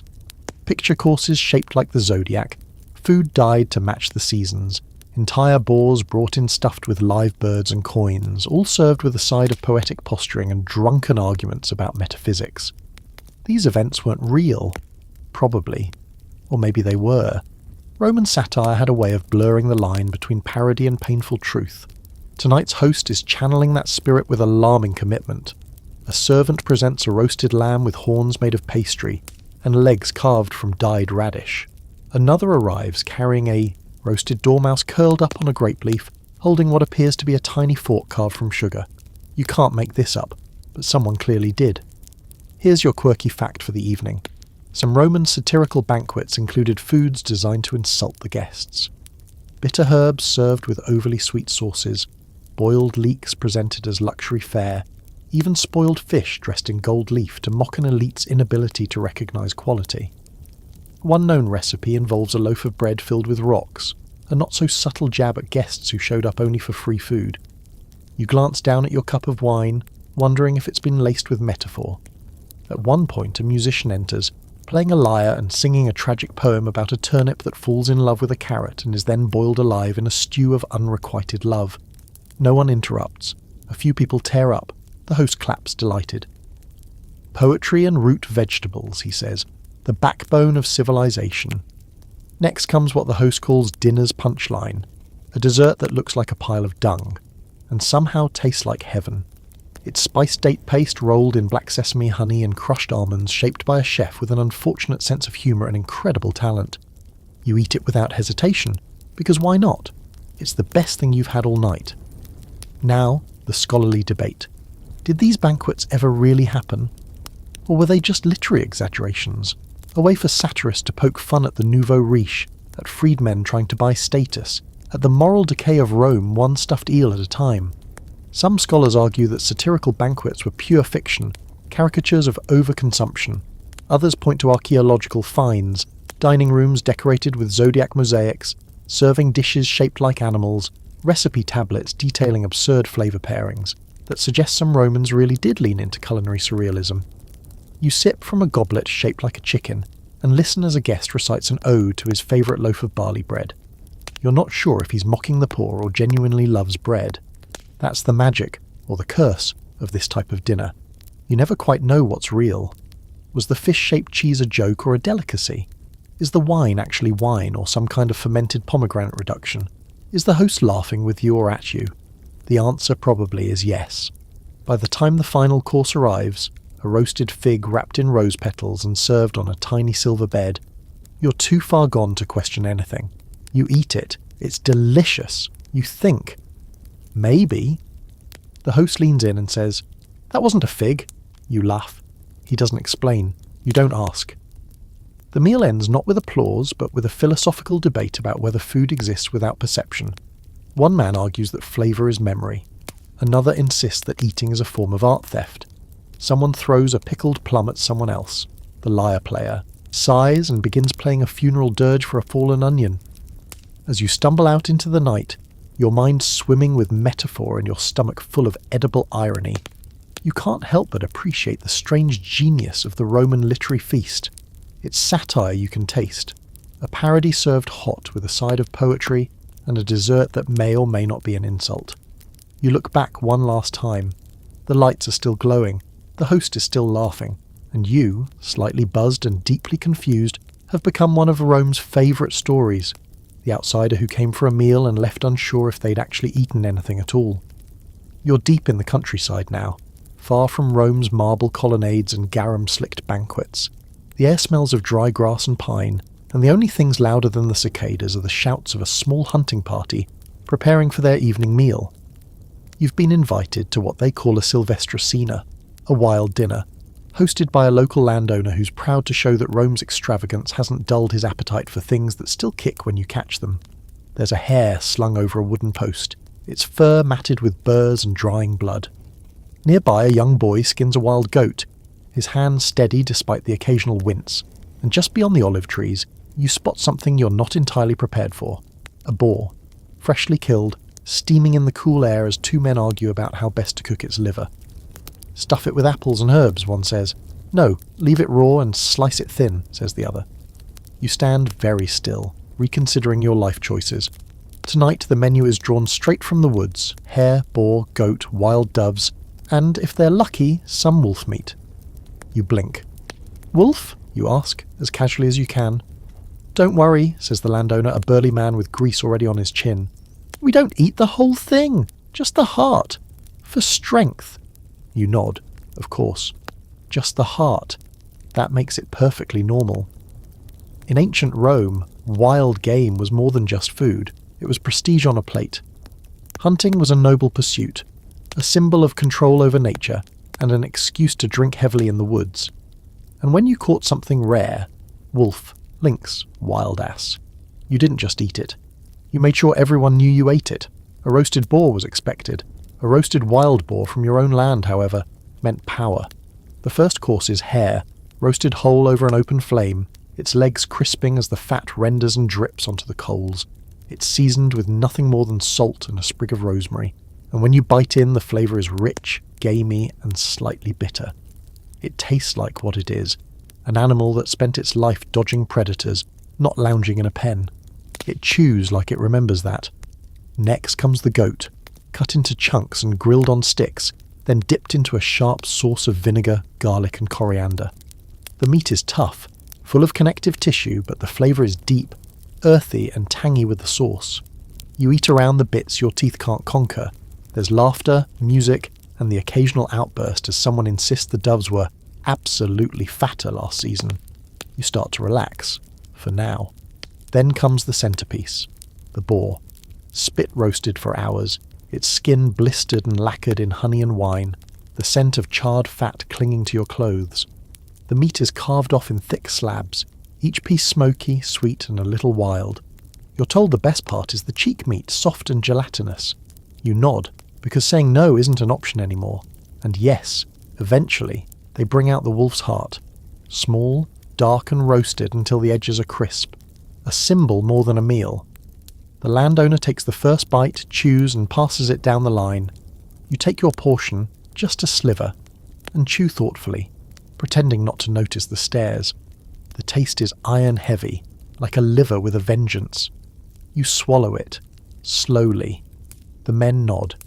You're one of them now, or at least you didn't spit it out. Here's your weird historical nugget. Wolves were both feared and respected in Roman culture. Romulus and Remus were raised by one after all, but eating one? That was pushing the boundary between admiration and domination. The idea was simple. To eat something wild was to take its strength, its instincts, maybe even its soul. If that sounds theatrical, that's because it was. Rome didn't do modesty, not even in the woods. There's debate among historians about whether Romans regularly consumed wolf meat or if it was more symbolic, like lion meat at modern novelty restaurants where it's illegal but still whispered about. Some argue that the mentions of wolf in Roman texts were metaphorical or satirical, used to show just how uncivilized certain people had become. Others point to scattered references in provincial records, suggesting it wasn't completely unheard of, especially during feasts that prioritized bragging rights over tenderness. The final dish of the night is a stew made from wild greens, onions, bits of dove meat, and something the cook calls forest truffle, which might just be a chunk of dirt that smells faintly of garlic. It's served in a cracked ceramic bowl with a hunk of stale bread to soak up the broth. It's earthy, strange, and deeply satisfying.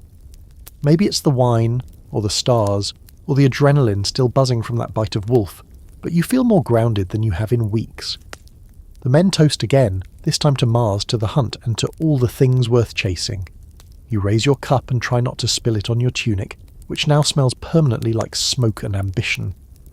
As the fire burns low and the laughter turns into slurred songs, you sit back, belly full and nerves humming. This wasn't a feast for show. It wasn't plated for applause or garnished with metaphor. It was blood, fire and survival dressed up as dinner.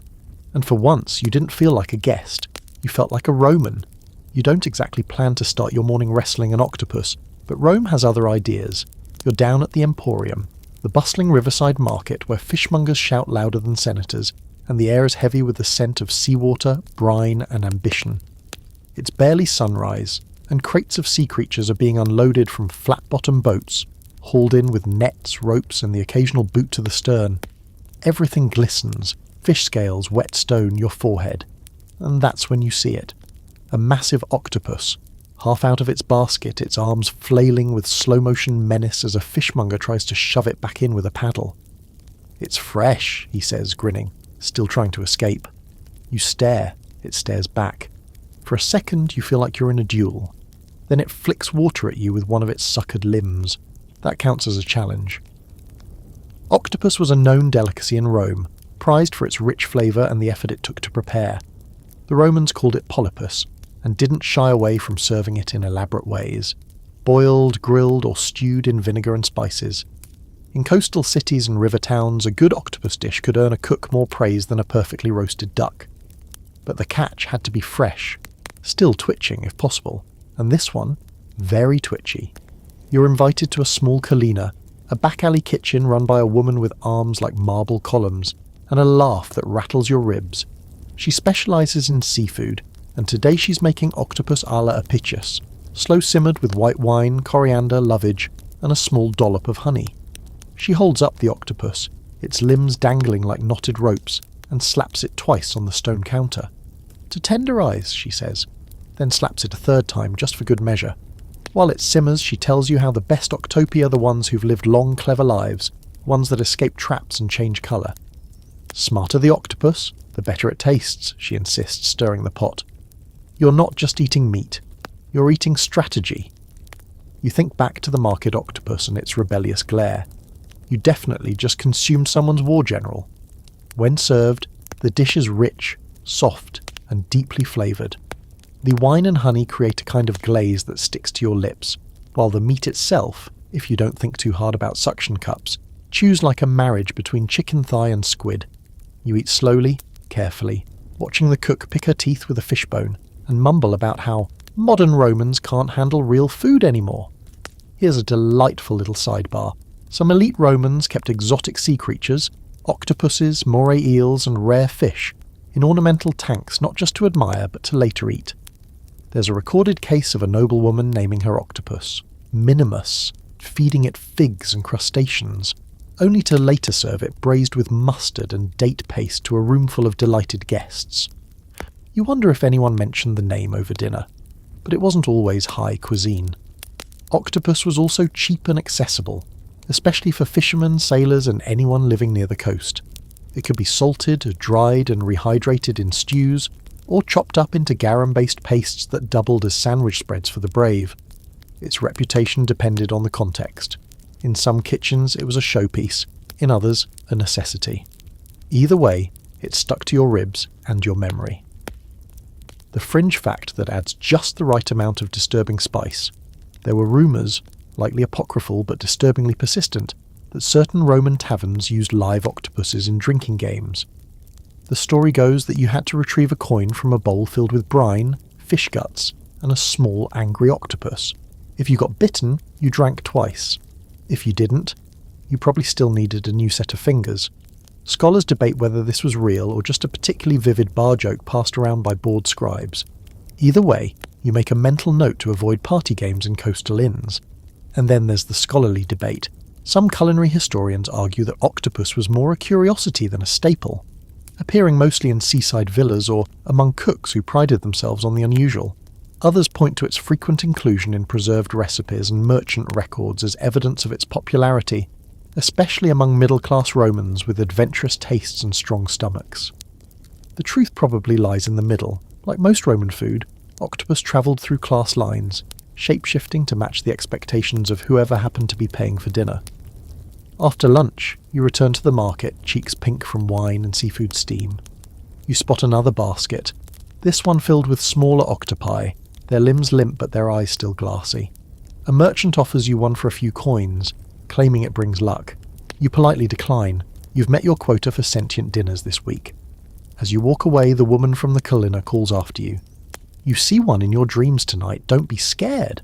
That means it liked you." You laugh, but as the sun sets and the shadows lengthen across the Tiber, you find yourself glancing over your shoulder more than usual. Because now you know, in ancient Rome, even dinner might come with tentacles, and it might remember your face. The Gladiator barracks are not where you expect to eat your next meal.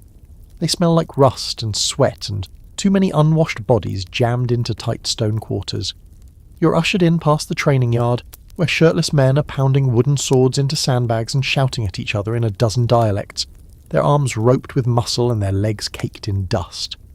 A few glance at you, some with curiosity, some with the blank look of men who've seen too many visitors come and go with soft hands and clean sandals. Today, you're here to taste what fuels them. And spoiler, it's not steak and glory. You're handed a bowl. It's heavy. Inside is a porridge so dense you could stand a spoon upright in it. It's grey, flecked with what looks like bone dust and smells faintly like ash and roasted grain. The man who gave it to you, one of the senior trainers, with a nose flattened like a worn coin, grins and says, "This is what keeps us from dying. Sometimes." This is Hordiari fare, literally barley men, a nickname for gladiators because of the amount of barley they consumed. Unlike the elite who feasted on flamingo tongues and pomegranate lamb, gladiators ate with one goal in mind: survival, endurance, recovery. Their diet was surprisingly plant-based, built on heavy portions of barley, legumes, and a sludge-like drink made from vinegar, water, and wood ash. You take a bite of the porridge. It's warm, coarse, and sticks to your teeth like gilt. The ash hits on the back end, a gritty mineral tang that makes your tongue retreat toward the back of your throat. You chew, you swallow.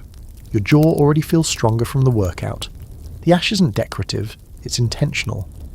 Burnt animal bones or plant materials were ground into fine powder and added to food and drink as a source of calcium and minerals, thought to toughen the body, heal bones faster, and replenish the iron lost during a particularly bloody match. A kind of ancient protein shake, if protein shakes tasted like ground campfire and punishment. Nearby, a young gladiator gnaws on a hard cake of barley mixed with dates and beans. No sugar, no salt, just fuel.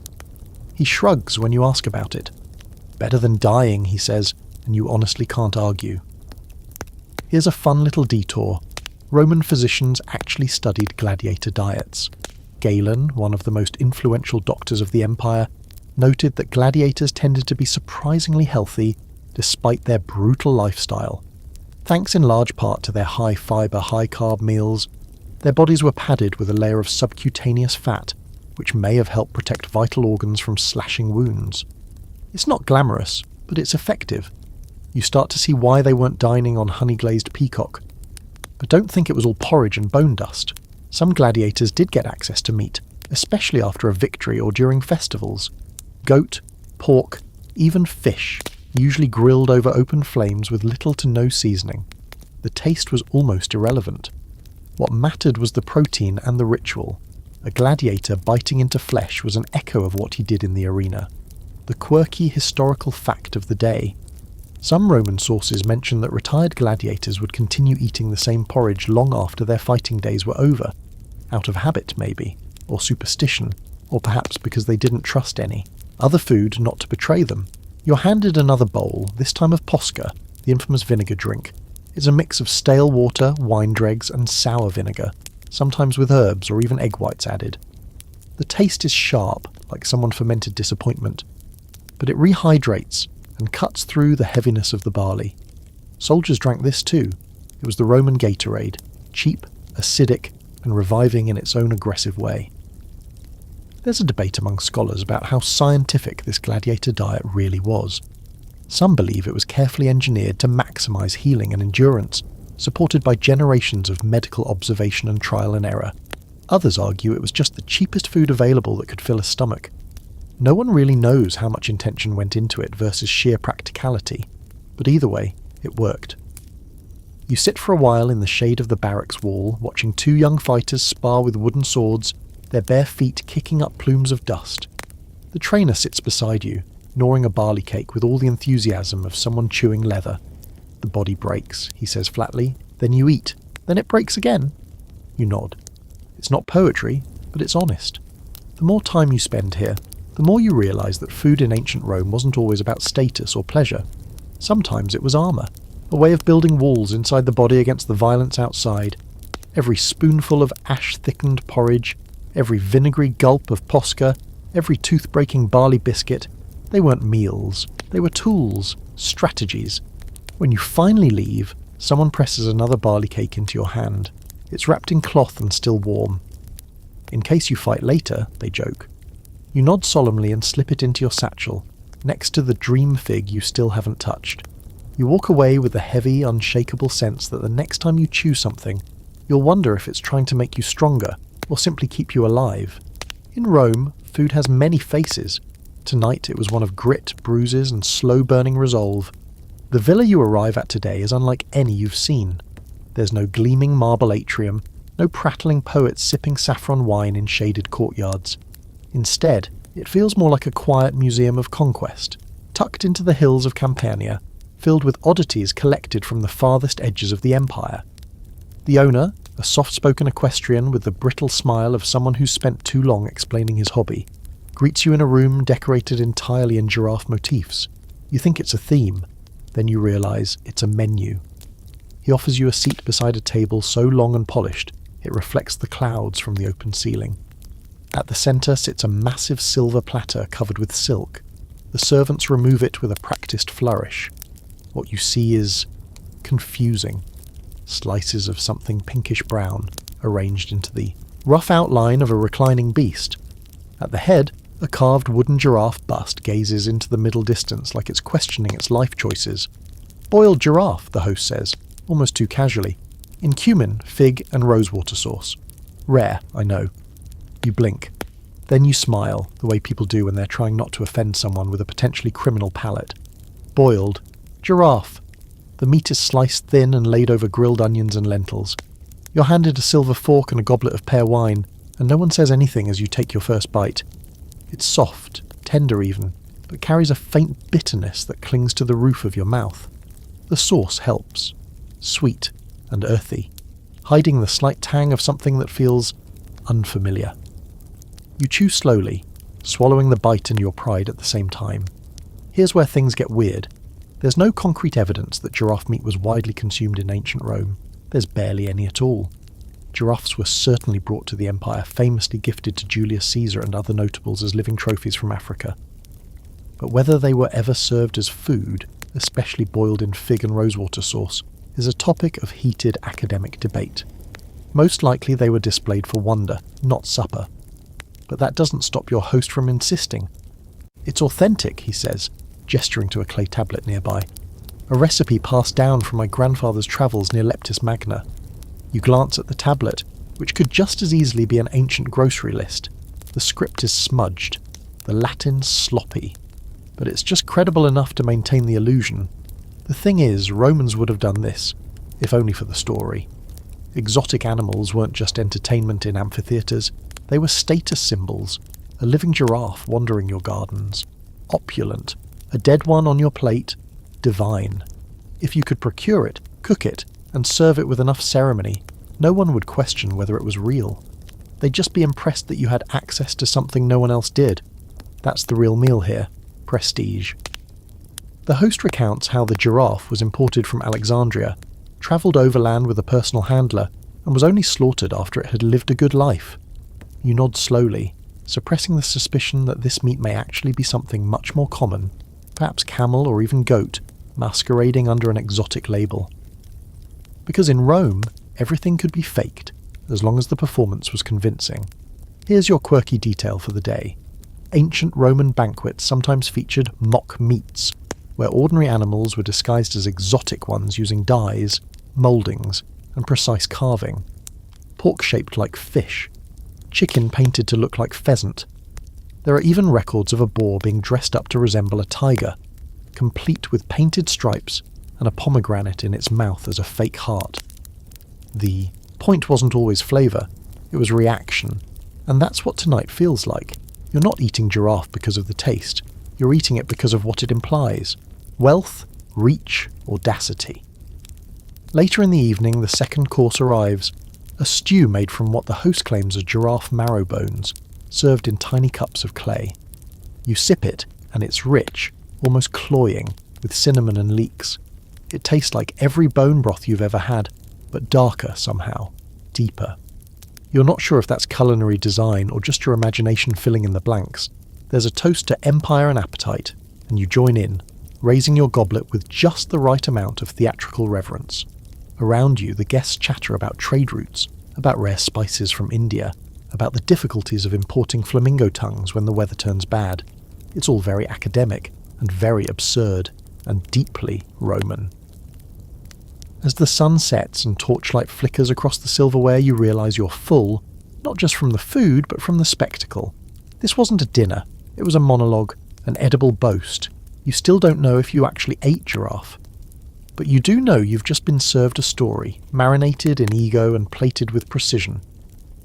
On your way out, the host presses a wax tablet into your hand. Copy of the recipe, he says, in case you wish to impress someone. You smile, tucking it into your satchel, right next to the barley cake and the prophetic fig. Your stomach is a museum now. As you walk away, the stars blink awake overhead. You wonder how many other Romans dined on mystery meat, convinced it was the stuff of legend. Maybe they knew, maybe they didn't care. Maybe, like you, they swallowed the myth along with the bite and found it just as satisfying. You're deep in the marble guts of an imperial palace now, and everything smells suspiciously sweet. Not the comforting kind of sweet like warm honey or figs baking in a clay oven, but a sharp, flowery sweetness that clings to your tongue before you've even eaten anything. It's the kind of smell that makes your skin crawl while your brain whispers, "This is fancy, this is powerful, this is dangerous." You've been invited to a private dinner hosted by a courtier with close ties to the emperor. No names are exchanged, because this isn't the kind of gathering where you're supposed to know who everyone is. You just sit, smile, and hope you leave with the same number of organs you arrived with. There are only a few guests, senators, advisors, and at least one man whose tunic is stitched with imperial purple, which means he could have you executed with a yawn. Excellent. The meal begins with delicately sliced mushrooms, pale and glossy, arranged in a spiral on a black plate that looks like obsidian.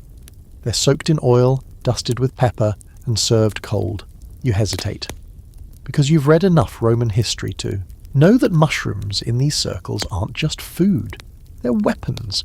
Famously, Emperor Claudius may have been poisoned with mushrooms, most likely by his wife Agrippina, who had a strong interest in seeing her son Nero on the throne. Some sources claim she fed him Amanita phalloides, the deadly deathcap mushroom, disguised as an expensive delicacy. The kind that kills slowly, gently, giving you just enough time to say something ironic before you keel over. The kind that could be passed off as food if you weren't paying attention, or if you trusted the wrong person. You don't have the luxury of trusting anyone in this room. The man to your left, lean, sharp-nosed and impossibly bored, lifts his mushroom slice with silver tongs and chews it like it's the most ordinary thing in the world. You follow suit. The flavour is mild, slightly nutty, and very well oiled. Not offensive, not immediately lethal, which is almost disappointing. But the danger lingers, because this isn't just about mushrooms, it's about the art of the deadly dinner. In ancient Rome, food was one of the most elegant and insidious methods of murder. It left no bloody tunics, no obvious trail, and, if done well, could be disguised as an unfortunate bout of indigestion. Especially when combined with wine, which masked the taste of nearly everything. Hemlock, belladonna, henbane, even lead. You don't need a sword when you can use a stew. The second course arrives, a delicately roasted quail, stuffed with herbs, and a soft, buttery paste made from crushed almonds, and something faintly floral. It melts in your mouth. Too good, too smooth. You glance around the room. No one else looks concerned, or maybe they've just mastered the art of chewing without fear. Here's your quirky historical wrinkle. There were entire professions in ancient Rome dedicated to poison and antidotes. Veneficae, often women, were feared and respected as herbalists and poisoners. Some noble households even employed private tasters and apothecaries, not just to prevent death, but to administer slow, strategic ones. Death wasn't always instant. Sometimes it came days later, disguised as fever or stomach illness, a delayed punishment, an elegant revenge, and it wasn't always personal. Sometimes food was used to test loyalty. A dish might be served only to a certain guest. If they refused it, suspicious. If they ate it, brave or foolish. Sometimes people survived the poisoning only to suffer years of illness, their health fading while their enemies smiled politely over dinner. Modern scholars still argue about the prevalence of food-based assassination in ancient Rome. Some claim it was exaggerated by historians eager to make political death seem dramatic. Others point to the sheer number of suspicious imperial deaths and say, come on, it's obvious. The truth, as always, is murky. Coated in oil, garnished with mint and served on a silver tray. Back at the table, dessert arrives. Something absurdly beautiful. Slices of pear poached in wine, dusted with cinnamon and gold leaf. It sparkles. You hesitate again. This time, not because you fear poison, but because you know better than to think beauty equals safety. The host raises a goblet and toasts to enduring appetites. Everyone drinks. You sip your wine slowly, knowing full well that if someone wanted you dead tonight, they would have started with something you couldn't resist. Maybe it was the mushroom, maybe the quail, maybe it's in the wine you're still holding, maybe it's in the pear you haven't touched, maybe it's not even food, maybe it's trust. The meal ends without ceremony. The guests rise, exchange vague nods, and drift back into their silken lives. No one drops dead. Not yet. You step into the cool night air with your stomach heavy and your senses sharpened. You're not poisoned. Or if you are, it hasn't kicked in. Comforting. You make your way through the palace corridor, passing servants with blank faces and trays stacked with leftovers. Somewhere behind you, someone coughs. A little too hard. You don't turn around. You realise something. In Rome, food isn't just nourishment or indulgence. It's a test, a stage, a battlefield. Every dish can be a message, every bite a risk. And sometimes, the finest dining is the deadliest. You breathe deeply and step into the street, feeling both alive and very aware of it. You've survived the banquet, for now, but you'll never look at a mushroom the same way again. By now, your palate has survived more Roman culinary chaos than most emperors. You've chewed through barley bricks, stared down vengeful octopi, and narrowly avoided being murdered by mushrooms in a room full of decorative giraffes. So it's fitting that your final meal doesn't come from a palace or a market, or even the smoky guts of a gladiator barracks.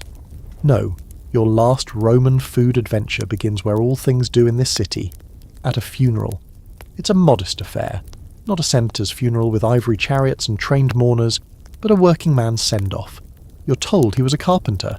Strong hands, good temper, better wine collection. His friends gather under an olive tree dressed in dusty tunics, their expressions solemn but not crushed. The man's ashes are sealed in a terracotta urn, placed gently on a small stone pedestal surrounded by offerings. A handful of coins, a cup of milk, and several loaves of bread that look like they died of natural causes weeks ago. Someone hands you a bowl and gestures toward the low table in the centre of the gathering. It's covered in dishes, some simple, some suspicious. You spot boiled eggs, still in their shells, cracked slightly open to release their aroma. There are dates stuffed with nuts and fish sauce, a tray of lentils cooked until they resemble brown glue, and then, at the centre, something that looks like it might actually still be breathing. A cake made of spelt flour, wine and goat fat, moulded into the shape of a human face. The lips are slightly parted. You try not to make eye contact. This is a silicernium, the traditional Roman funeral meal. It's not about flavour, it's about memory and debt and the complicated way Romans honoured their dead by feeding the living with food the deceased might have loved, or hated, or simply tolerated because it was all they could afford. You start with the lentils, because that seems like the safest option. They're bland, vaguely earthy, and stick to the roof of your mouth like regret. A man beside you says, they represent the cycle of life, then adds, also, they're cheap, which is probably the real reason they're always on the menu. Next, you try the dates. Sweet, soft, with a salty bite from the fish sauce, a jarring combo, but one that clings to your tongue like an awkward farewell. You imagine the carpenter eating these at his workbench, leaning over blueprints, licking the syrup from his fingers. It's strangely comforting. Here's your strange fact for the night. Some Romans believed that spirits could be nourished by scent and memory alone, that the act of sharing a meal in someone's name, especially with strong smells like eggs, garlic or vinegar, could keep the soul satisfied on its journey to the afterlife. Food wasn't just tribute, it was fuel, for the living and the dead. The eggs are next. Cold, overcooked, but oddly satisfying. You peel the shell, revealing a slightly green yolk, and dip it in a sauce of honey and herbs.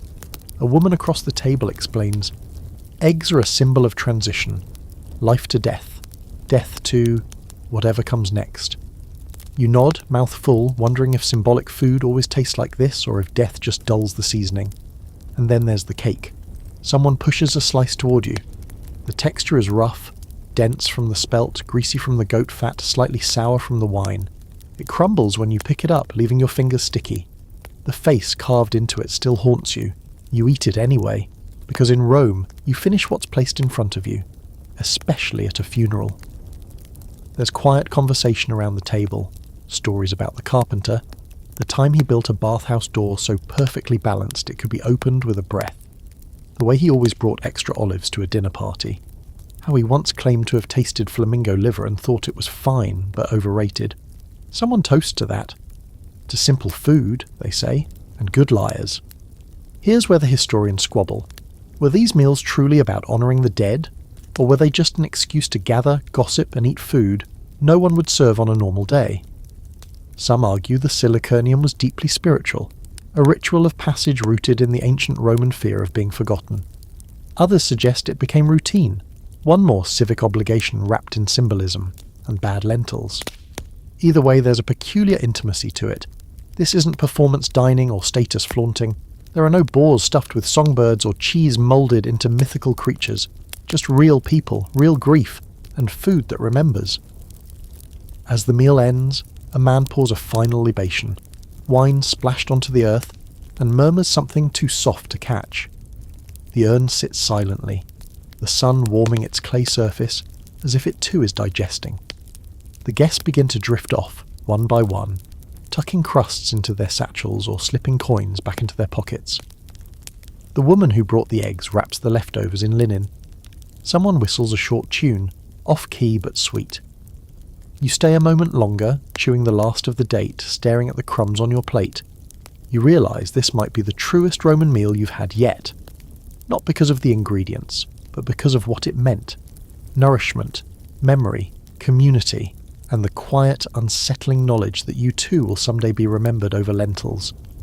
As you walk away, the sky shifts from pale gold to a dusky purple, and the scent of the meal lingers in your clothes. Garlic, honey, a touch of smoke. You feel full in a way that has nothing to do with your stomach. Because in Rome, even death has a taste, and tonight you've finally learned it. You find yourself back where the journey began, alone, under the fading warmth of a Roman sunset, the smells of ash, vinegar, herbs and memory clinging to your robe like shadows. Your feet ache, your stomach is either full or confused, and your satchel feels heavier than it should. Inside are the trophies of your edible odyssey, a hardened barley cake from the Gladiator barracks, a wax tablet scribbled with a possibly fictional giraffe recipe, and yes, still, that one dream fig, untouched. But now, somehow, even more sacred. You settle beside a fountain, one of those trickling marble ones with a chipped lion's face and a lazy drip that keeps time better than any sundial. You breathe in the scent of the city, smoke, stone, wine, something slightly fishy, and exhale slowly. For the first time you let yourself rest. It's strange to think how much a civilization can say with its food. Rome wasn't just an empire of columns and conquests, it was an empire of cravings. It wanted everything, sweet, sour, foreign, forbidden.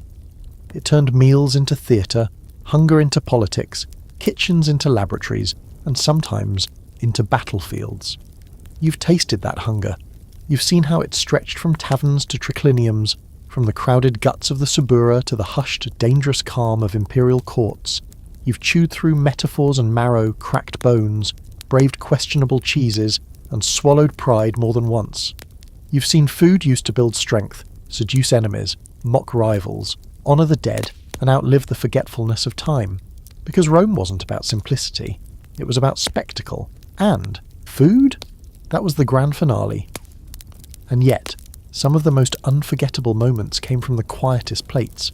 A chunk of stale bread soaked in cheap wine, a bowl of lentils eaten in mourning, a humble porridge that kept someone alive long enough to win, or survive, a fight. Those too were Roman meals, maybe the most Roman of all. As night settles and the stars wink open overhead, you wonder which tastes will stay with you. Not on your tongue, but in your bones. The tang of ash from gladiator gruel, the salt-slick bite of octopus eaten like a dare, the sweetness of honey drizzled over something you'd rather not name, or maybe just the smoke that floated over every hearth, every pot, every meal, binding the empire together with its own strange kind of seasoning. You close your eyes, listening to the rhythm of the fountain, the soft steps of passers-by, the distant clang of a kitchen closing for the night. Tomorrow, Rome will rise again in a swirl of dust, drama, and overcooked lentils. But tonight you've seen it clearly, not in marble or myth, but in flavour, in strangeness, in 1,000 edible stories.